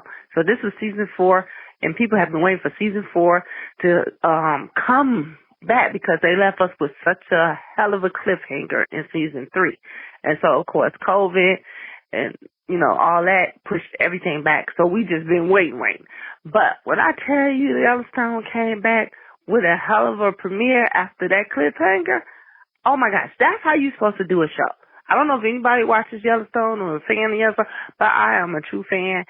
I was outdone with that. Just the whole series, and they did a whole 2-hour, back-to-back premiere. But the way they left us hanging, yeah. But the way they came back, we got answers, we got, it was just, even they did a time jump, and you didn't mind the time jump because it made sense. It's just like a whole different level of storytelling. So I don't know what they're doing over at Fear the Walking Dead. They need to sit down and watch Yellowstone and take some pointers because they are trashing this show completely. That's all I wanted to say. Love you guys. Renee, Brian, Kyle, LT, keep doing what y'all doing, and the rest of the whole Walking Dead Talk Through crew podcast, everybody that comments and leaves everything. Love y'all. Stay safe. Thank you, Deanna, for that wonderful voicemail. And yay! Yes, we love you too, and so happy. You're starting to send more in. This is awesome. There's a lot just going on with Fear, so I can't disagree with that comment. So Nope, at all. Wow, Yellowstone looks like it has Walking Dead ratings now. It's is it 12 million or? Well, it's at 8. So yeah, well, that's pretty good for now. And never seen it. So nope. Yeah, I don't even get that channel. So so I can't watch it. Yeah, I'm not watching it, but it's like with many of my other stuff, I just add it to my list. and if this was a Star Trek podcast, I could put this on my weak sauce, because Paramount Plus does not have shows from the Paramount Network on it, which makes no sense to me whatsoever, including this. Apparently, you need Peacock to get episodes of Yellowstone. That's what I hear. So shame on you, Paramount Plus. Well, I think it's because NBC actually produces it. No, I don't believe so. I believe it's I'll probably say it's wrong. Nope. No, it's it looks like it's from there. And also worth saying that there are some sequel shows to this. Like there's a prequel to Yellowstone. I can't remember the name of it. That's coming out soon, and that's on Paramount Plus. But the parent show, or the original show, is not on Paramount Plus. So anyway, it's gotta be some weird licensing. Yeah, there's a show. What is the name of the show? Spin-off. It's called 1883. Yeah. That's going to be on Paramount Plus, premiering December 19th. So, well, I guess since thank you, Dieta, for the voicemail. Since we just went, with that, I might as well just go straight into her written feedback, because there was, there's a lot of more points basically about what go in with what she put on the voicemail. So I'll just go ahead and read this. So Dieta from Detroit, she says, I don't know about y'all, but the whole season is confusing with the radiation levels and effects of it, and time and distance. It's safe to walk around without the protective gear if you are anywhere but the submarine. I don't know why they decided to do a nuclear story on just dumb and a waste of story, especially since it only affects a certain area, in my opinion. Now, Al has stash of radioactive pills. Sarah takes some, then gives the whole bottle to Josiah. But wait, wasn't Sarah and Morgan exposed to the warhead as well? Come on, what is the point of them doing this nuclear story? They dropped a bomb and the walkers are still walking around like nothing's wrong. They just look melty and gross, but still walking around. This season is a total disappointment. Sad face. The mysterious helicopter ride from the CRM to the sanctuary fort, conveniently away from all the nuclear fallout, housing Al, Lucy, Wes, Charlie, and Daniel, the forgotten cast, who got a whole 5-minute scene. Sarah just went off on her own to find her buddy Wendell, and nobody checks on her or notices she's gone. And here comes Morgan to the rescue. But wait, where's Grace and the baby Mo? Are we supposed to believe that they're held up in the submarine by themselves while Morgan goes out on rescue calls? How far are all these rescue calls from ground zero and possibly radiation contamination? Morgan and Josiah face off was so corny and weak. What a joke. The fight scene was like watching a low-budget film with low-budget actors, which resulted in getting Rufus bitten and killed. Just wow. What a waste. Then everybody has a kumbaya moment and know they are all friends and searching for Wendell again. What a plot waste for this season. And no, Strand enters the stage. Yes, I have Wendell and he's thriving in my community, and you can't come in because you're on Morgan's side. Huh? What the hell, Strand? Everybody was on Morgan's side. Geesh, nobody wanted to be under you or Virginia. Then he tells Sarah, I will bring him out, but he can't go back if he comes out. Sarah gets all breathy and has a panic attack until Josiah Morgan calms her down. She tells Strand, don't tell him I came. what the hell? So she did all that looking, walkie-talkie, panic attack breathing episode, linked up with an unknown man with a vengeance for Morgan, got Rufus killed, gave away the radiation pills for nothing. She did all this to find her so-called twin only to leave him with Strand. Why wouldn't you let Wendell make that decision? He has been surviving the whole apocalypse just fine in his wheelchair and managed just fine now. You think that he's better off with Strand because of what? She doesn't know what Strand is doing behind those walls to anybody, and he definitely is showing you he is running things just like Virginia did, and nobody wanted to be under her when she was in charge. So why would they want to be under Strand? Make it make sense, facepalm, facepalm, facepalm. Fear the Walking Dead is just throwing storylines together for the hell of it. Give me back my 30 minutes, please. Watched on my DVR so I can fast forward through the commercials. Overall, not even a decent episode. Just a complete waste. Yawn, yawn. I don't know what that face is. Emoji with like probably. It's like drowsy or or just over it or something. All right. Well, thank you, Dieta. We've been already talking about it. There is so much stuff going on.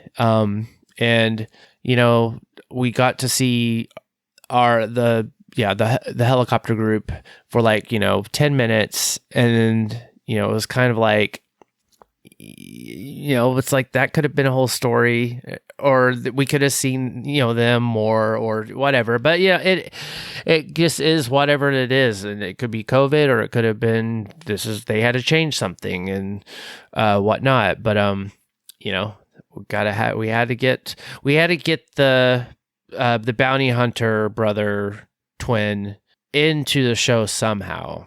So obviously this is the one way to do it. So, and that he's still alive, then maybe he's going to play a role in the future. What would you think about, do you think that Sarah should have let Wendell make the decision to come out? I don't know. That's a kind of a good question. It's like, yeah, Wendell could have made that decision. He could have, she could have called, or Les Strand was saying, oh, you can call him, but then he has to come out to like you couldn't talk over the phone or something. Well, he was saying that, if he comes out, he won't get, he was basically forcing it so that if he was going to see her, he was going to have to come out. So yeah, so basically regardless. So either he comes out and he stays out, or he stays inside.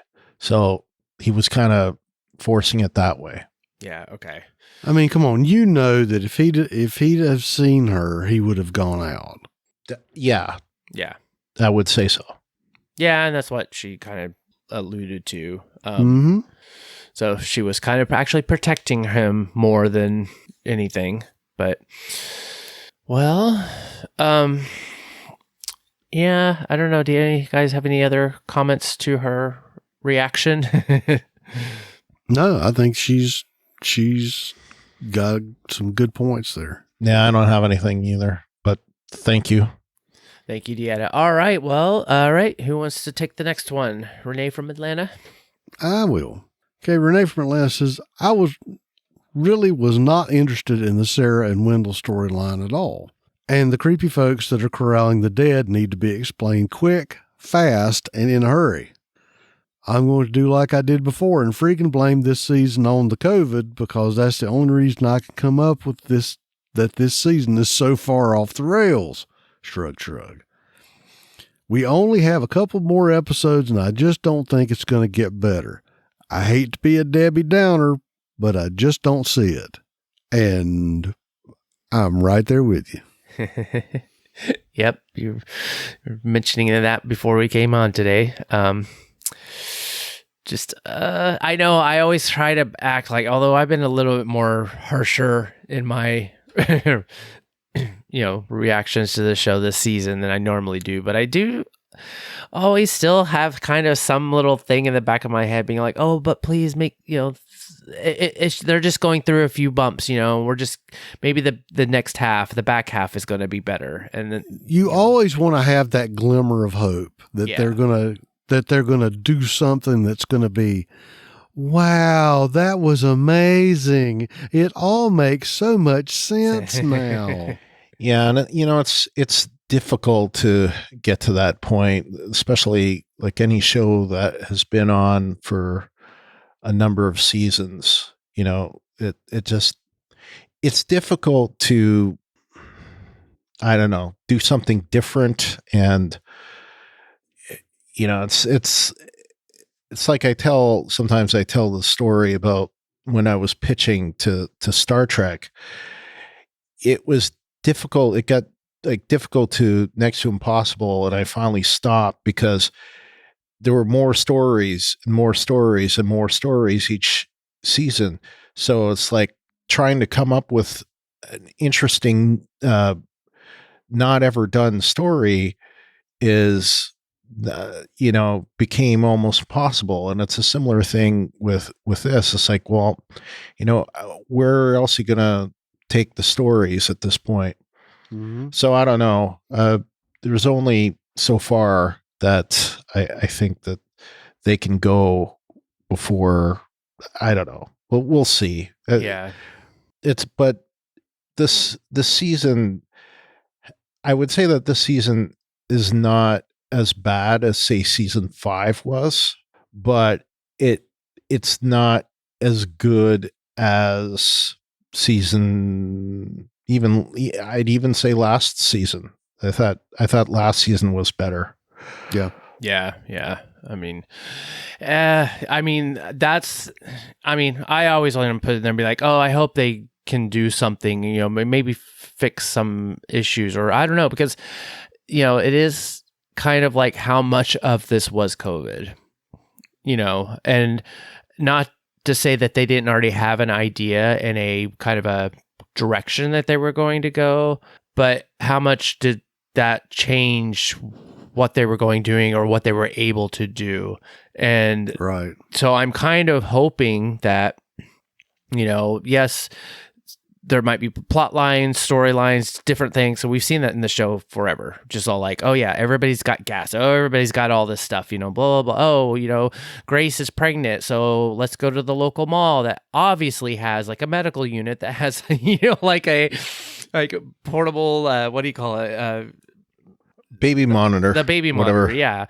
But it was like, okay, whatever. But had an ultrasound, actually. Yeah. That's what it was. But, it's kind of like, okay, well, so maybe this first half is kind of a little wonky, but then maybe the next half, it starts kind of getting back on the rails. But, we'll just have to wait to see. So I still... Or it doesn't. Well, no, exactly. But I like to at least cross my fingers and be like, okay, because, it's like, not that saying I want anything that's just going to be like, oh my gosh, that just blew my mind. Like, and that was amazing. Like, this show is, to me, it's past that. I think even The Walking Dead is kind of past that. It's like, and that's why I think it's good that they're ending it now. There's only so much you can do in a zombie apocalypse that hasn't already been done, and, it was more about characters and human interaction than it is actually about the zombies anyways. And, the comics already ended and that's what they were using as their baseline. And so it's kind of like, okay, if you even look online, you're going to know how the comic ended, which is probably going to be how this is going to end. I think the thing, Kyle, just to steal part of what you said, I would love to see them get it back on the rails.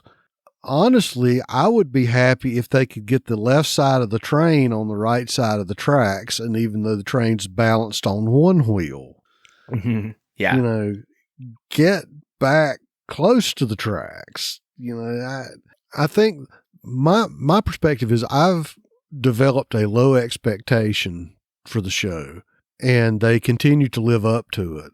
And I guess I'm still hoping in my heart of hearts for more, but I keep getting disappointed even with my low expectations, and that's kind of sad. Yeah. It's a good.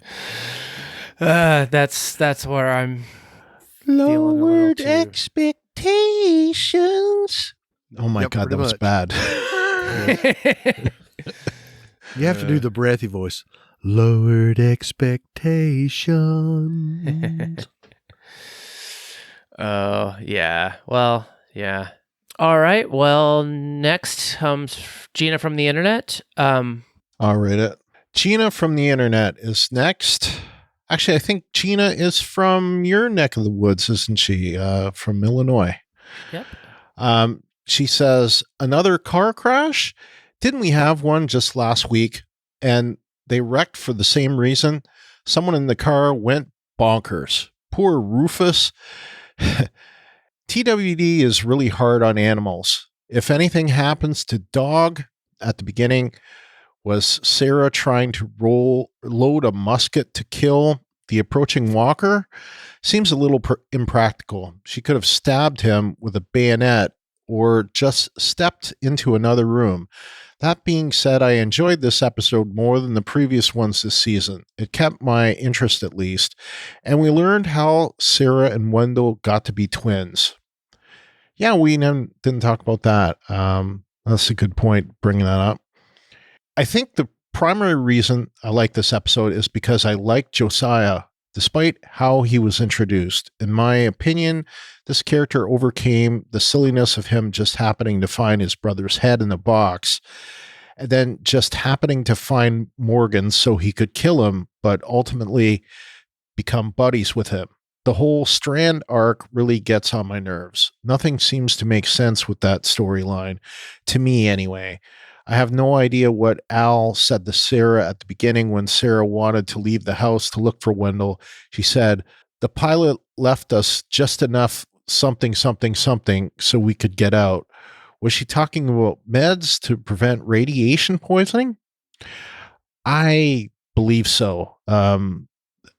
That's where the Prussian blue came up. And yep. Yeah. And Gina, I think it's the first time we've heard from you. So thank you very much for listening, and thank you very much for sending in your feedback. Good to hear from a new listener. Yes. Welcome. Thank you for the feedback, and don't make it the last time. And you are a neighbor of Kyle's. Apparently, yes. I'm just north of her by like 35 minutes. Awesome. All right. Thank you, Gina. All right. Well, let's go to our next listener. And this comes from Aaron from the internet, which is pretty short. Fear review. No review for this week because I had to get stitches in my arm, and the antibiotics and slight pain just made me sleepy. Sad face. I look forward to your recaps as my watch. Get better, Aaron. That's right. Glennis from Toronto says, those walkie-talkies and radios are pinnacles now in all shows. Sarah calling out to Wendell every day like John Sr. did, even Eugene when at Alexandria and TWD, and of course, in TWD WB. Both Rick and Morgan promised to keep daily contact too in Walking Dead Season 1, but now it's risky to do this walkie-talkie tango regularly every day as unwanted and dangerous folks are listening in. Strand's bunch, those body robbers, the ex-evil bounty hunter twin, and surely CRM knows who are all in the area with their surveillance systems. But the walkie-talkies also cut down on the number of casts in an episode. I don't think it's realistic that Al Daniel, Charlie, Luciana West would just let Sarah go out on her own like that, where it looks 100% better than living in the sub. And where Sarah was on top of that hill, it was clear, but the sub is still orange-hued. Wouldn't it be better to go out of the fallout zone and rather Morgan, Grace, and Mo go to where Al and company are located instead of going back to the sub? And as a side note, please, writers, showrunners, make Daniel a badass again, as he wouldn't have left the door open that let that rogue walker that was after Sarah that Al dealt with. I just don't like how this character has been ruined lately. None of us do. So more biological warfare is on the way with those zombie collectors carting that leaking nuke to parts unknown. That plotline has now been done to death. Literally. I would have liked the twin brother to remain on the show, but he's too good at what he does, so they'd have just ended up wounding him or something similarly debilitating like the writers did all the time with Morgan, so that he mostly wasn't at his clear fitness, and AMC Scrooge budget is showing again. The other actresses must feel really neglected with their minimal use this far in the Fear the Walking Dead Season 7. On the same subject, a train of thought. Where in the world is Alicia? Indeed. Where is Alicia? She is somewhere at a undisclosed location on an island in Codename Padre. Yes. That we think. Yep. All right. Well, let's go on. Clint from Indianapolis, he says, "Hey, I was able to watch an episode before the podcast deadline. Yay, Clint." First for 2021. I think the episode started strong, giving us the biggest group setting of the season, but that lasted about 2 minutes. Then it was just another 2-person episode. Yeah, we talked about that, and it's like, hopefully that changes. All right. Well, thank you all, everyone, for your feedback. That was everybody's listeners, or all the feedback from the listeners. So we'll go into ours if we have any extras. I know we have a lot more to go with World Beyond. But Brian, Yes, we do. You want to start off? Well, the only thing I have to add is that I noticed that Maggie Grace was listed this episode as guest starring. So I had mentioned before that her name wasn't showing up in the starring. Mm-hmm. Well, it appears that she is now off the main cast and is now in a guest starring role. So I don't know what this means. Is she leaving? Is her character going off into the sunset with Isabel? Is she going to die sometime this season? What? I don't know, but she, as an actress, is no longer part of the main cast. So, pretty big. Interesting. I hope doesn't die. That would be sad. Cool. LT. The only other thing I had to say was the same thing I'd said earlier. I would be willing to bet good money that the Sarah bits were filmed way before the group shot scenes were. Yeah, I would have to concur. All right, well, let's get into the next favorite topic, the kids show. Yay! Yay! Yay! World Beyond Season 2, Episode 6, titled "Who Are You?" Who? I really want to know. Sorry. Written by Ben Sokolowski, directed by Heather Cappiello. Description is: as a dangerous plan is put into motion, more revelations come to light. I'll let Brian take off with this because I wish I got to watch it more than just the once, and it was a distracted watch. So, well, it was a distracting episode. I mean, it was kind of there were several things about it that were kind of left me perplexed. But one thing that I picked up on, of course, we'd seen her show up right at the end of the last episode, Jadis, and I still have to say I hate her face and those awful bangs that she has. Anyway, so she's calling herself. It's kind of the Mo Howard haircut. It is. So she's calling herself Jada Stokes. So she took Gabriel's last name because, of course, Gabriel's last name was Stokes, or is, and if you recall that when she left The Walking Dead and went off in a helicopter with Rick. She was in a relationship with Gabriel. So anyway, she took Gabriel's last name And we know, and she mentions it later in the episode, that Jadis was a made up name. So she was calling herself in that last season she was on, The Walking Dead season 9, she was calling herself Anne. So I'm wondering if her real name is in fact Anne. And, so anyway, I thought that was interesting. Maybe that's her middle name.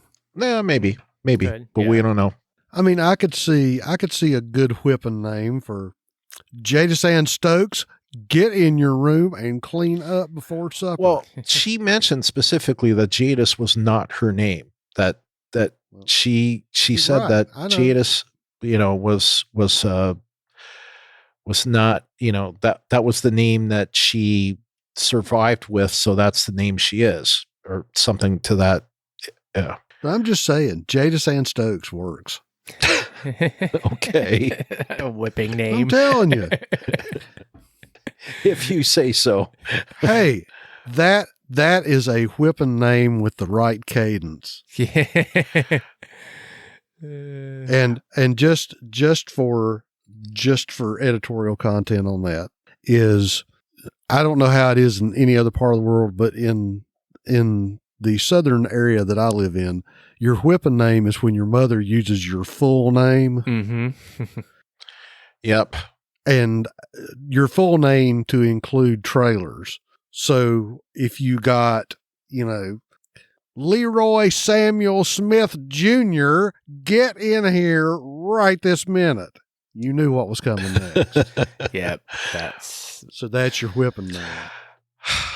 So Jadis, she mentions that, she described what she did, on The Walking Dead was a form of theater, that in order to create a society, you need to create theater. So essentially her garbage dump people, was theater. So I was thinking about this, and I was, listened to a portion of another podcast, overnight, and, they mentioned a little bit about this, and I kind of took it a little further.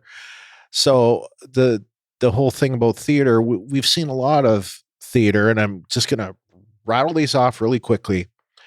So other examples of theater besides the garbage dump people in The Walking Dead, we saw some Woodbury theater in the Walker fights. That was kind of a thing. The Claimers, a little bit of theater with their claim. That's more of a ritual kind of thing. Of course, the Hunters had this whole elaborate thing that they would do to get their meat. So they brought people into their,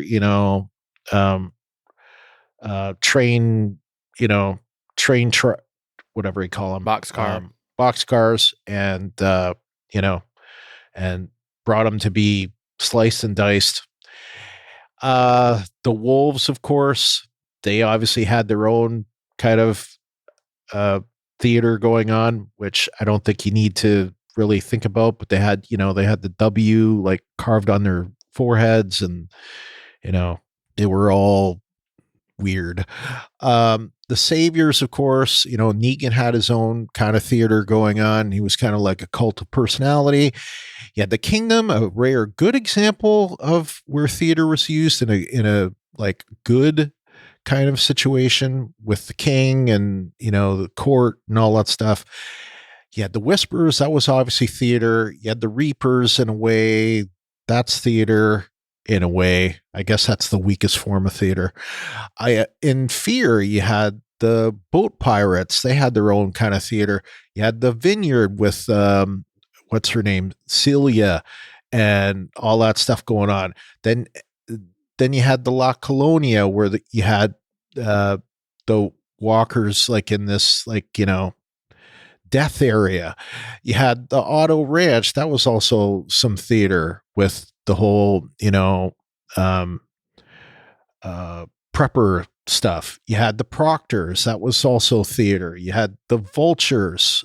That was theater. Garbage Lady had her own theater going on. The Pioneers, in Virginia, she had her theater going on. Teddy's people, obviously that was theater. Strand right now has theater going on himself. And possibly these stalkers. We don't know enough about them right now, but that might be a form of theater. So anyway, we've seen this recurring throughout these 3 shows. This use of theater in creating these societies. So it was that. So they sent the empties to cover up from a chemical weapon attack against Omaha. Now I was wondering about this, didn't the group, didn't they go through Omaha on their way there, or was that after the fact? Did that happen after the fact? Yeah. I don't know. No, you mean before Campus Colony? I'm talking about when they left. I recall, they were leaving and then they had to go through something going on at Omaha. Was that after Omaha was already attacked or before, or what? What was?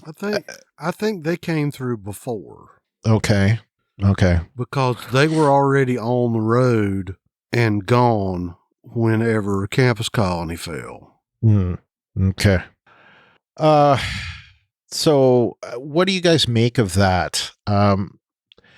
They sent the empties in to cover up from a chemical weapon attack against Omaha. So why would they use chemical weapons against Omaha? That's the big question. I think there could be 2 things going on.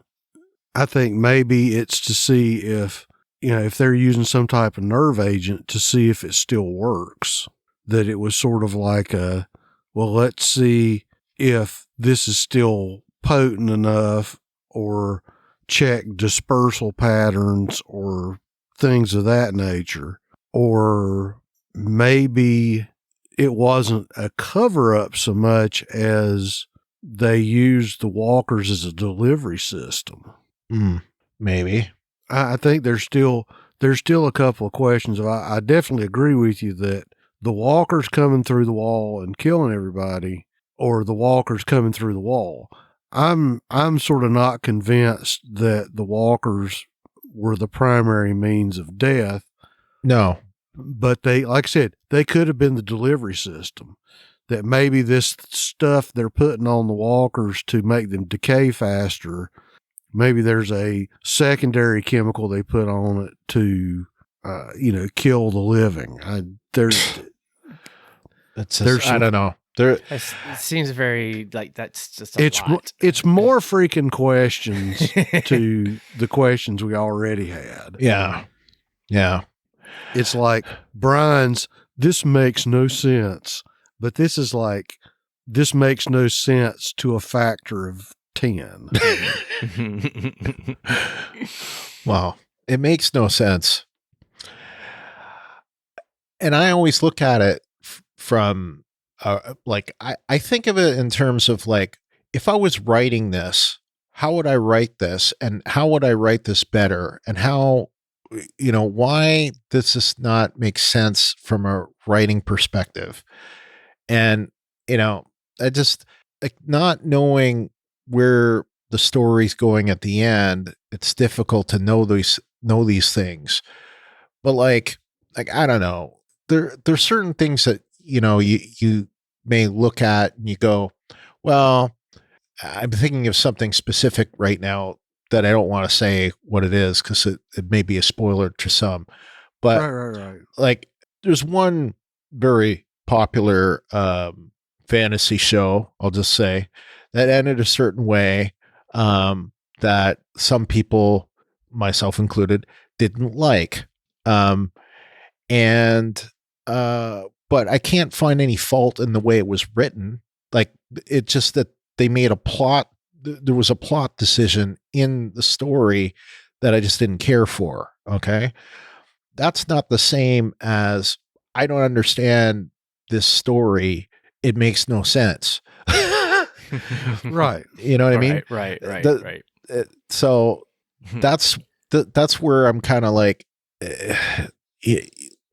what I think we're going to do, what I'd like to do when this is all over is I would almost like to sit down in the last episode and say, what did we accomplish in the last episode? And then walk it backwards and decompose what they did and figure out, well, what would have made, because at this point, I'm kind of like you. I don't know where we're going. I don't know why we're doing this. If it's a deliberate choice to get to an end, it's the end is not obvious, which may be a good thing. But it just seems like that we're making a lot of choices and they're throwing a lot of niblets out there for us to latch on to. And like you said, when I look at it as in the totality, I'm staring into the void and the void is staring back at me. I just don't get where we're going with this. Yeah. Or it also feels like maybe that this is one of those situations where, they have the characters behaving a certain way, not because of this story, but because of the connection to the other stories. It's so they've kind of sacrificed this show and, the sense that it makes in order to connect things together. And, it's like, that's but because that's the only thing that keeps popping in my mind is just like, well, how does this all relate to Rick and his whole situation? And even with what Jadis was saying in this episode, it was like, okay, so you did your thing all to get into the CRM's like good graces. So then, then where's the connection now? Like, what did they, what was it about Rick that is so valuable to them? And what we're seeing is like, they're doing these things against other civilization, like other places for what reason? It's like, you don't just destroy. Anyways, go on. Yeah. I want to throw this out here just very briefly. And that's why I've always loved the story arc that they had in Babylon 5. Yeah. Because one thing I did when the series ended, I went back and watched season 1. And every Easter egg that I saw laid in season 1 was paid off by season 5. And what I'm seeing here is not anything that artful.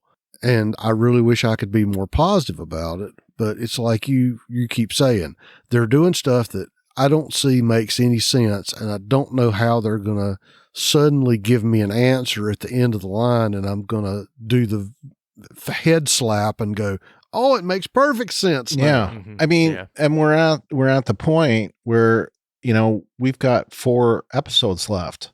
Right. And, and right now I haven't watched it yet, but the episode 7 is available for me to watch. So, on AMC Plus, we're getting to a point. It's like, look, and so many people have said, I'll give it benefit of the doubt because there's only 2 seasons. And it's like, no, again, get to the frickin' point. I don't know where this show's going. It doesn't make sense. I'm not connecting the dots to get from point A to point B. This is taking me somewhere off of point B. It's the best way I can put it. But anyway, we've got more to cover, and it's, I want to get to my next point here. Okay. I just knew that Indira's son there, whose name is Dev, I had to look it up. And of course, I think Dev developer. That's what I do, by the way, listeners. But I just knew he wasn't going to make it when they gave him lines. Mm-hmm. I was like, oh, you're about to die. As soon as you get lines. And they went a different way with, as LT likes to call her, Dr. Sandwich, than I thought. But I wonder if she could still be one of the bad guys. I don't really trust her. And I wonder if those experiments she did to her family kind of turned her into a bit of a mad scientist. So like, I don't know, like maybe what we saw this week was to throw us off the scent, and that she's actually kind of a bad person beyond, what we've seen. Like, she actually is in cahoots. We know that she knew about this, whatever this V thing is, because Leo remember seeing her with those papers. So, but I don't know. I don't know. Next point, and this would be in the weak sauce if we had weak sauce on here. Why do Huck and Felix just stand there by the freezer? And I would think, geez, that's the perfect place to get discovered there. Go and vamoose, Yeah. Leave the area. The one thing that really, really got me is, and this is again, some of this whole 90210 freeform, CW kind of stuff that we've talked about. And that is Iris. Like, she's basically willing to destroy everything, like she wants to destroy the whole lab, which would set curing the zombie apocalypse and, allowing humanity to continue, maybe destroy it forever. Who knows? Because of some of the things that they're doing. And I'm not condoning what they're doing, but be very careful in what you're going to do. Like, she's talking about basically destroying all the research, which if she destroys all the research, humanity's never going to right. Never going to, recover from it. So like it, I just heard that and I'm just thinking, look, you're looking at this with 2021 research from, the pandemic, say, based on, you're like comparing COVID to a zombie apocalypse, and I think what would be acceptable in zombie apocalypse might not be acceptable in COVID times, but it's not reverse. Like it's not, just because something is not acceptable in a COVID time, doesn't make it unacceptable in a zombie apocalypse time. If 99.9% of the human population is gone, you might want to do a few things you wouldn't have done otherwise. Yeah, it might be time for drastic measures. Yeah, but that's just me. Yeah, well, and I had to steal it from you this week. the sidebar, Brian, for me is she's mad that the CRM is doing all this really extreme stuff that is cold and callous and calculating, but yet she is trying to almost do the same thing with her own justification. Right. That's one of them things, man. Yeah. That is the end of the comments that I had for this one. So. Okay. All right, LT. Well, for mine, I was going Jadis going all secret police / authoritarian. And, she's making jokes about, yep, I'm here to root out spies and corruption. You see any? Wink, wink. And it's the way she keeps joking with Huck that it's like, is she on to her? Is she not on to her? Because she keeps dropping hints, and I cannot think of her name, the actress, but the way that she's playing Jadis is she's playing it so stiff. Pollyanna McIntosh. Pollyanna McIntosh. She's playing that part so stiff and so strong in some ways, is that I don't know if she's joking or not. I don't know if I don't know if she's on to Huck or not. I think she is, because that's one of my later points. But, she's coming across full bore. I didn't want to use the G word in there, but I got to remember. She's, coming across full bore KGB Stasi here.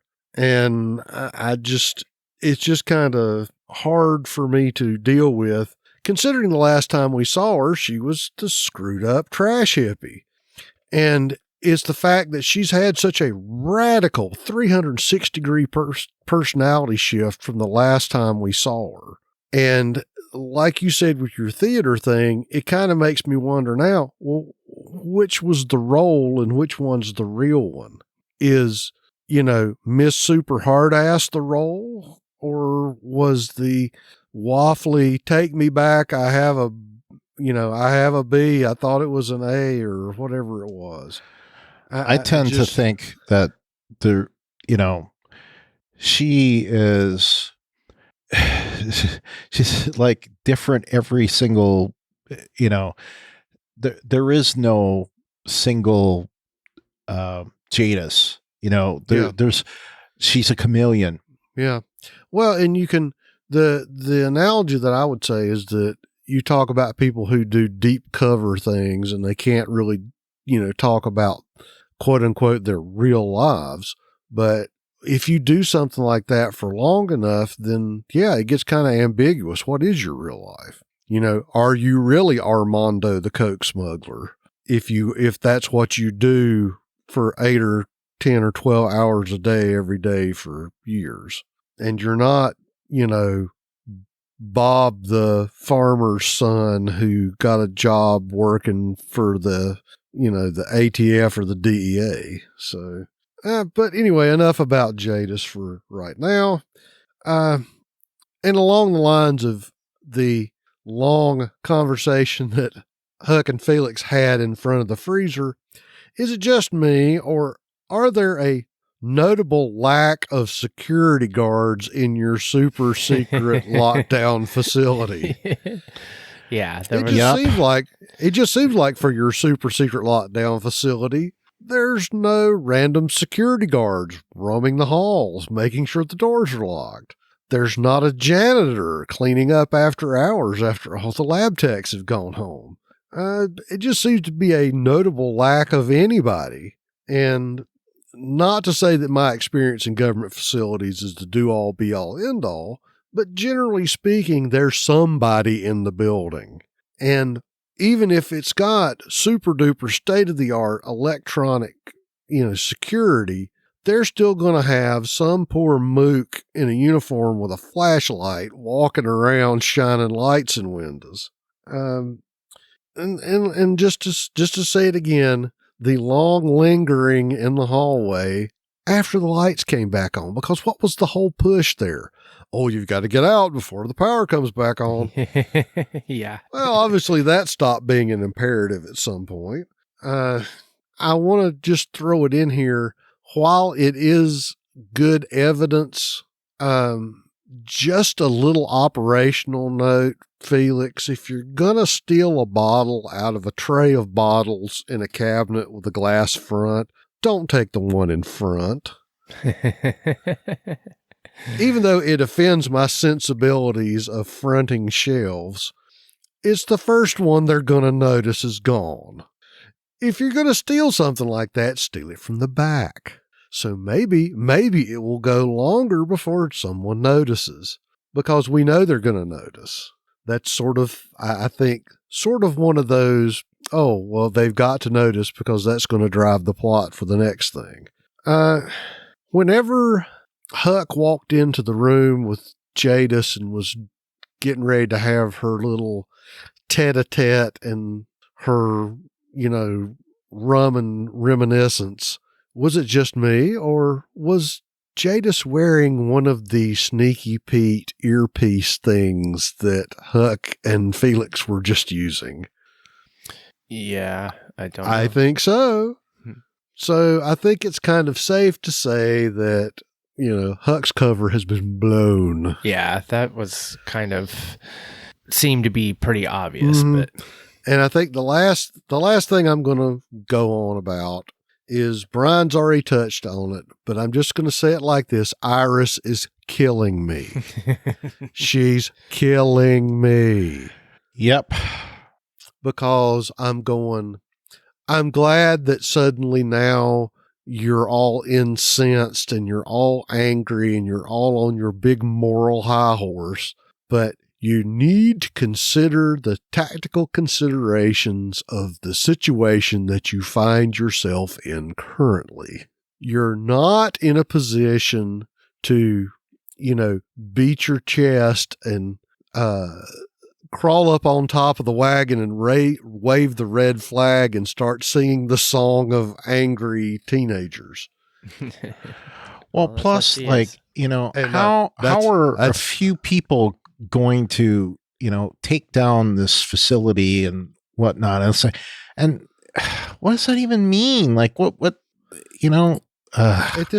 this point, would blowing up the secret research facility be as pointless as killing how many thousands of people in Omaha, Brian? 100,000. And there you go. It's just her, like I said, just her having her Les Mis moment is just killing me. And the fact that she's going to be, like you said, she's going to be all indignant and going, this is wrong, and we've got to bring it down, and we've got to stop them, with no regard for the consequences, for no regard for the big picture stuff, for the fact that, what about the people that are just minding their own business at this facility who aren't really doing anything nefarious or wrong? No, let's just go ahead and kill all the healthy human beings that have survived the apocalypse thus far because you've got a chip on your shoulder. Yeah. And Hope, has, I have to take Hope's side of it, like she says, well, like some of these people, and I'd even go further to say most of these people aren't bad people. Like, they're trying to do good. And if I'd even go further to say that, it's probably not the scientists that she needs to, have a beef with. It's the military, it's like, if anything, I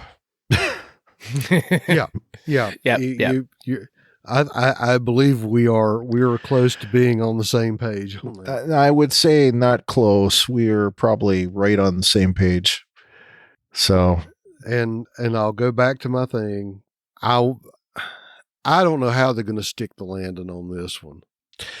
They will be lucky if the plane lands at all, I think. You know how they can? They'll just announce season 3.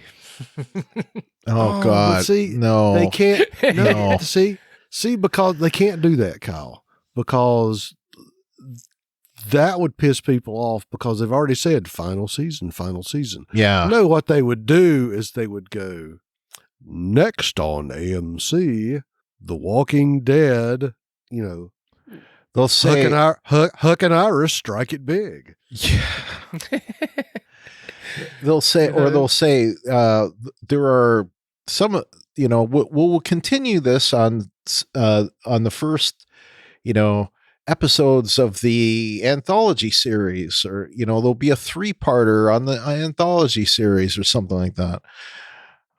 Or there'll be a spin-off based on this. And it's like, no, please. No, maybe they can make The Walking Dead animated series, based. It'll be like the Star Trek Prodigy of The Walking Dead. No, I'm thinking this would be more of the, hey, look at that zombie. I don't know. It might be dangerous. Oh, God. Okay. Well, let's move on. Let's move on, please. All right. Well, go into our list. Or do you have anything else, LT? Is that it? No, I think I've beat that horse as much as it needs to be beaten. All right. Listeners' feedback. First one comes from Dieta from Detroit. And she says about World Beyond, she says, Iris is about to start a war. She don't care about nothing. Flat out. They killed all of her people back home, and she will get vengeance by any means necessary. She doesn't know why they did it and doesn't care why. She just knows they killed innocent people. Hope knows what they did, but now that she has spent 3 days at the other community and feels it's not so bad what they did because she has been told she can help solve the scientific mystery they are working on. I think that's what's going on. Shrug, shrug, shrug. Did Iris get the brother killed because Felix dude decided he was going to rescue him after reading Iris's letter instead of letting the plan play out?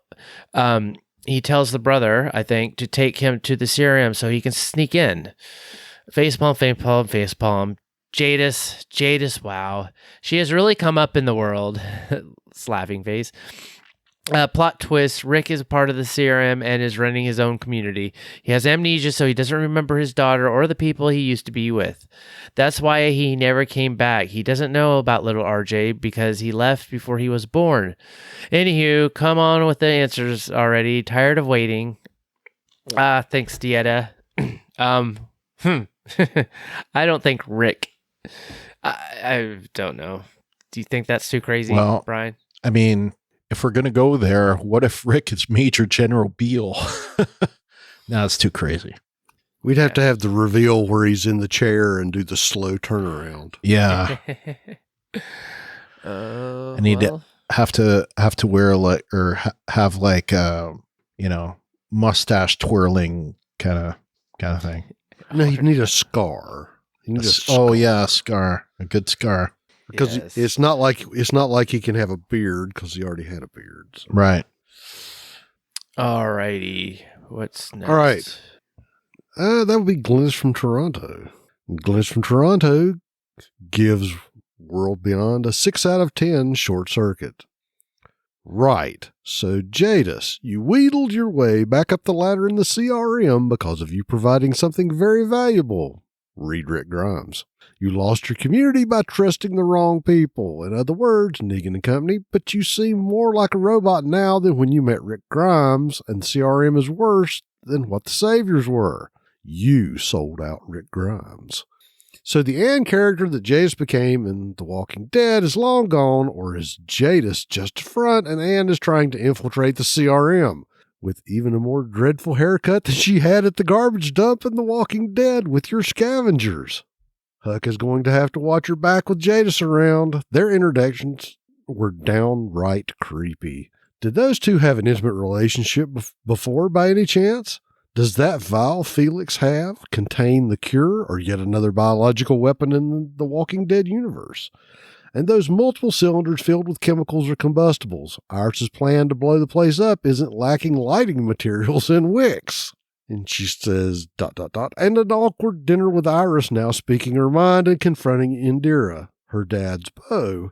Is Indira going to die soon since she told Leopold about her husband and daughter's deaths and sort of wrapped up her purpose of why she's testing subjects, even her own family members, to restore them somehow to their former selves? So that is where she was when dictating about her A test subjects in Lab C.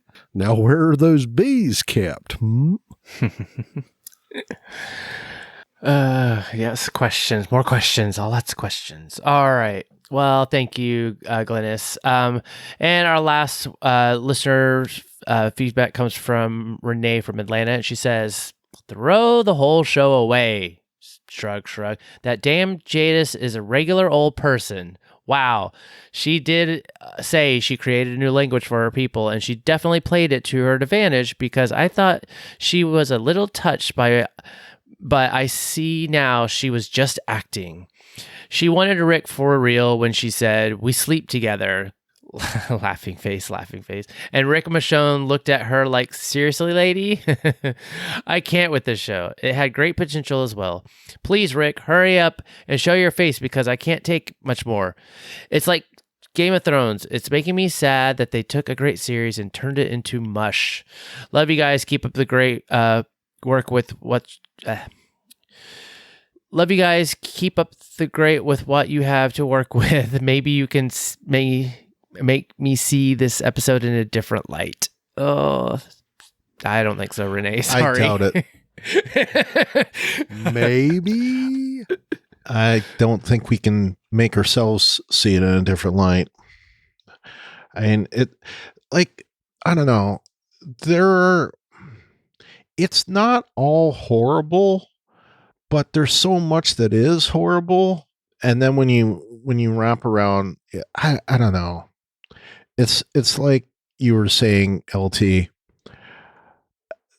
There's something about the Iris character that just like I just can't do it. You know, I don't stand for what she stands for. I don't stand for who she is. I don't stand for what she is. I just think that she is too much of a she's just she's not a realist in a time when it just doesn't make sense to me. Yeah, it just she's acting immature and acting more like what we would see. That's how I feel. Is like she's acting like the popular girl who's running for student body president and then is not getting her way. Like, you know, she's acting like a person that's starving. That, you know, given the chance, you know, but I'm starving, but you know, I'm not going to eat meat. You know, it's like if you don't eat meat, you're going to die. Well, I can't eat meat. It's against my, you know, whatever. Right. So, that's essentially, it's like, well, if you don't eat, if you choose to continue to be a vegetarian, you're going to die. That's what it tells like me. And maybe my analogy isn't working quite right, but essentially what I'm saying is you have a chance to eat and eat well, but instead you choose not to eat the things that you could eat to keep you going, and instead you die. Well, whose fault is that? Is it the fault of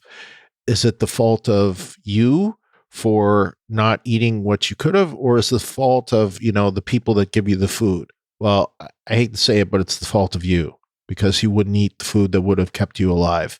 So that's kind of my point. And that's kind of the point of her. She has morals that don't fit the situation. Right. She's standing up to her principles, but the principles aren't really fitting to what they should be. Like, that's right. Because there's a point that I'm seeing that it's one thing to stand for your principles. It's one thing for you to stand by what you believe in. But there's always going to be that point where are you going to, just because you make a small compromise does not mean that you are totally becoming a libertine and abandoning what you believe in. Right.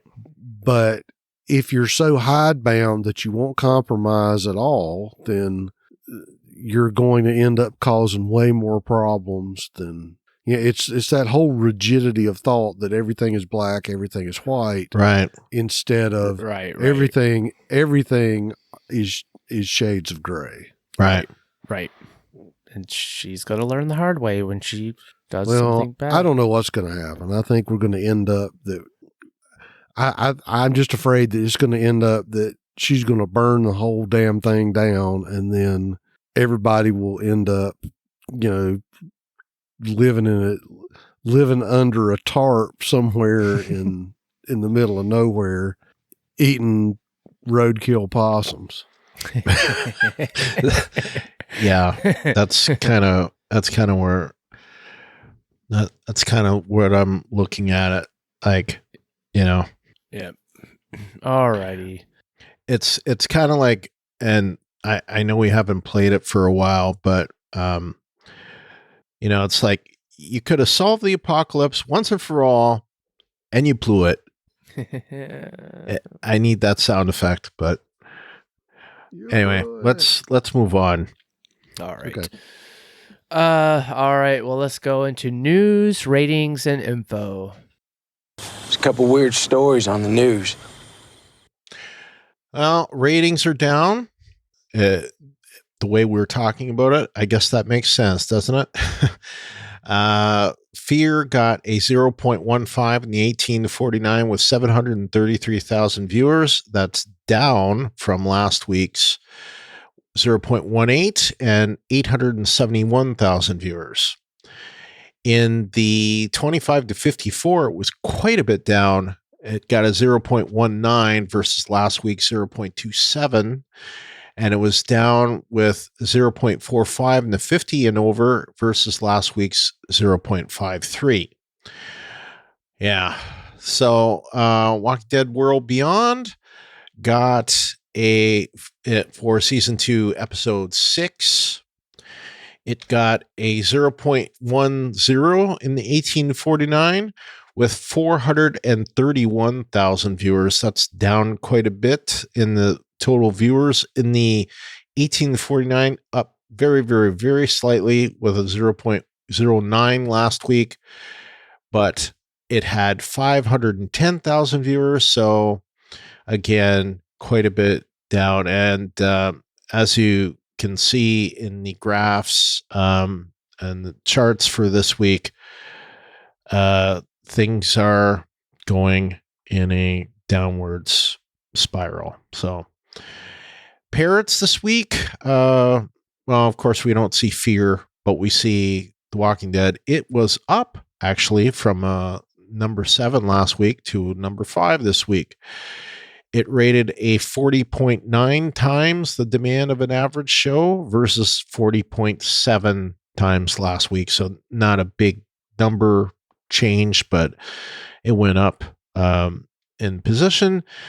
And I'm guessing it went up in position because of Jadis, because these numbers are usually like trailing by a week. So I'm thinking it's because of Jadis showing up, and that, brought up some chitter chatter about that. And of course, Jadis was a character that was originally on The Walking Dead. So hence that. Anyway, that's it for ratings and news. Finally, we got something quickly.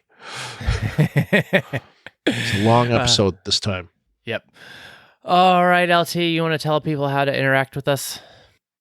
I do. We want to encourage you to follow us on Twitter and Instagram. That's at Walking Dead TTM.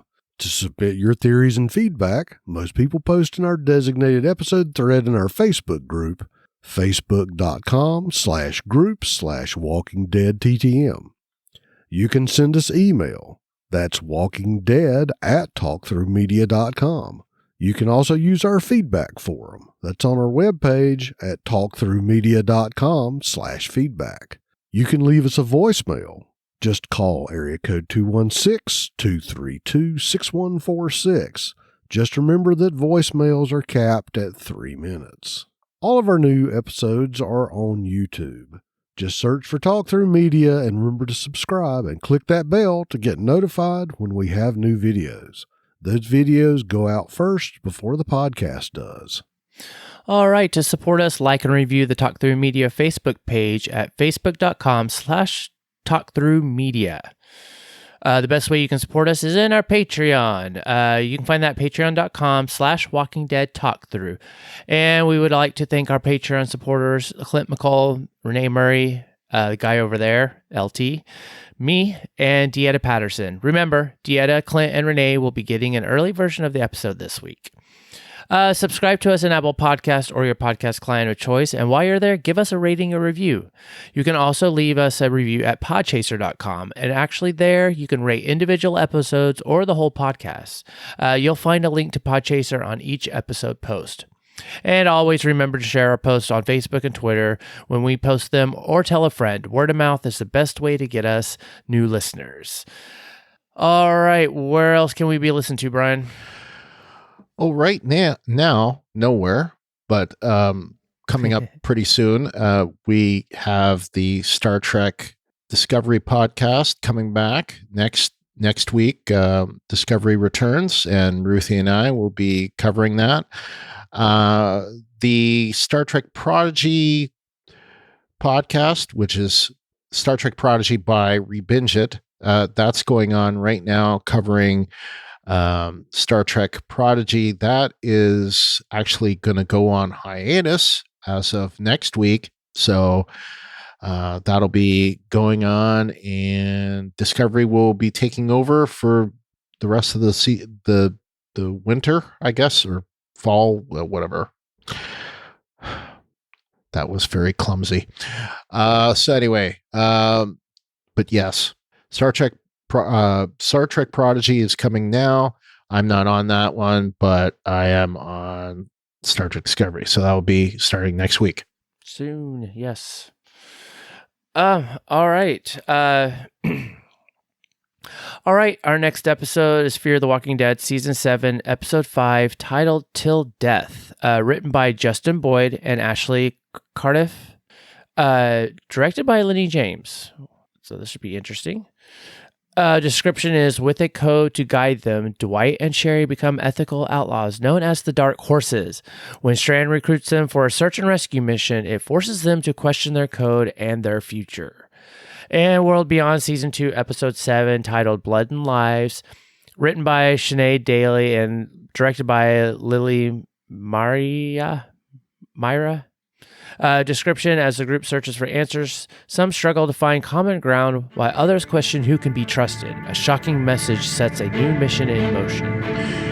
And I am starting to wonder if Kublek was recalled to go, back and, this Major General Beale we keep hearing about is because he's planning a military coup, So that's kind of makes sense for something like that to happen. Yeah. Could be. All right. So until next time, I'm Kyle. I'm Brian. And I'm LT. And this is Fear the Walking Dead Talk. Good night, everyone. Good night. Good night.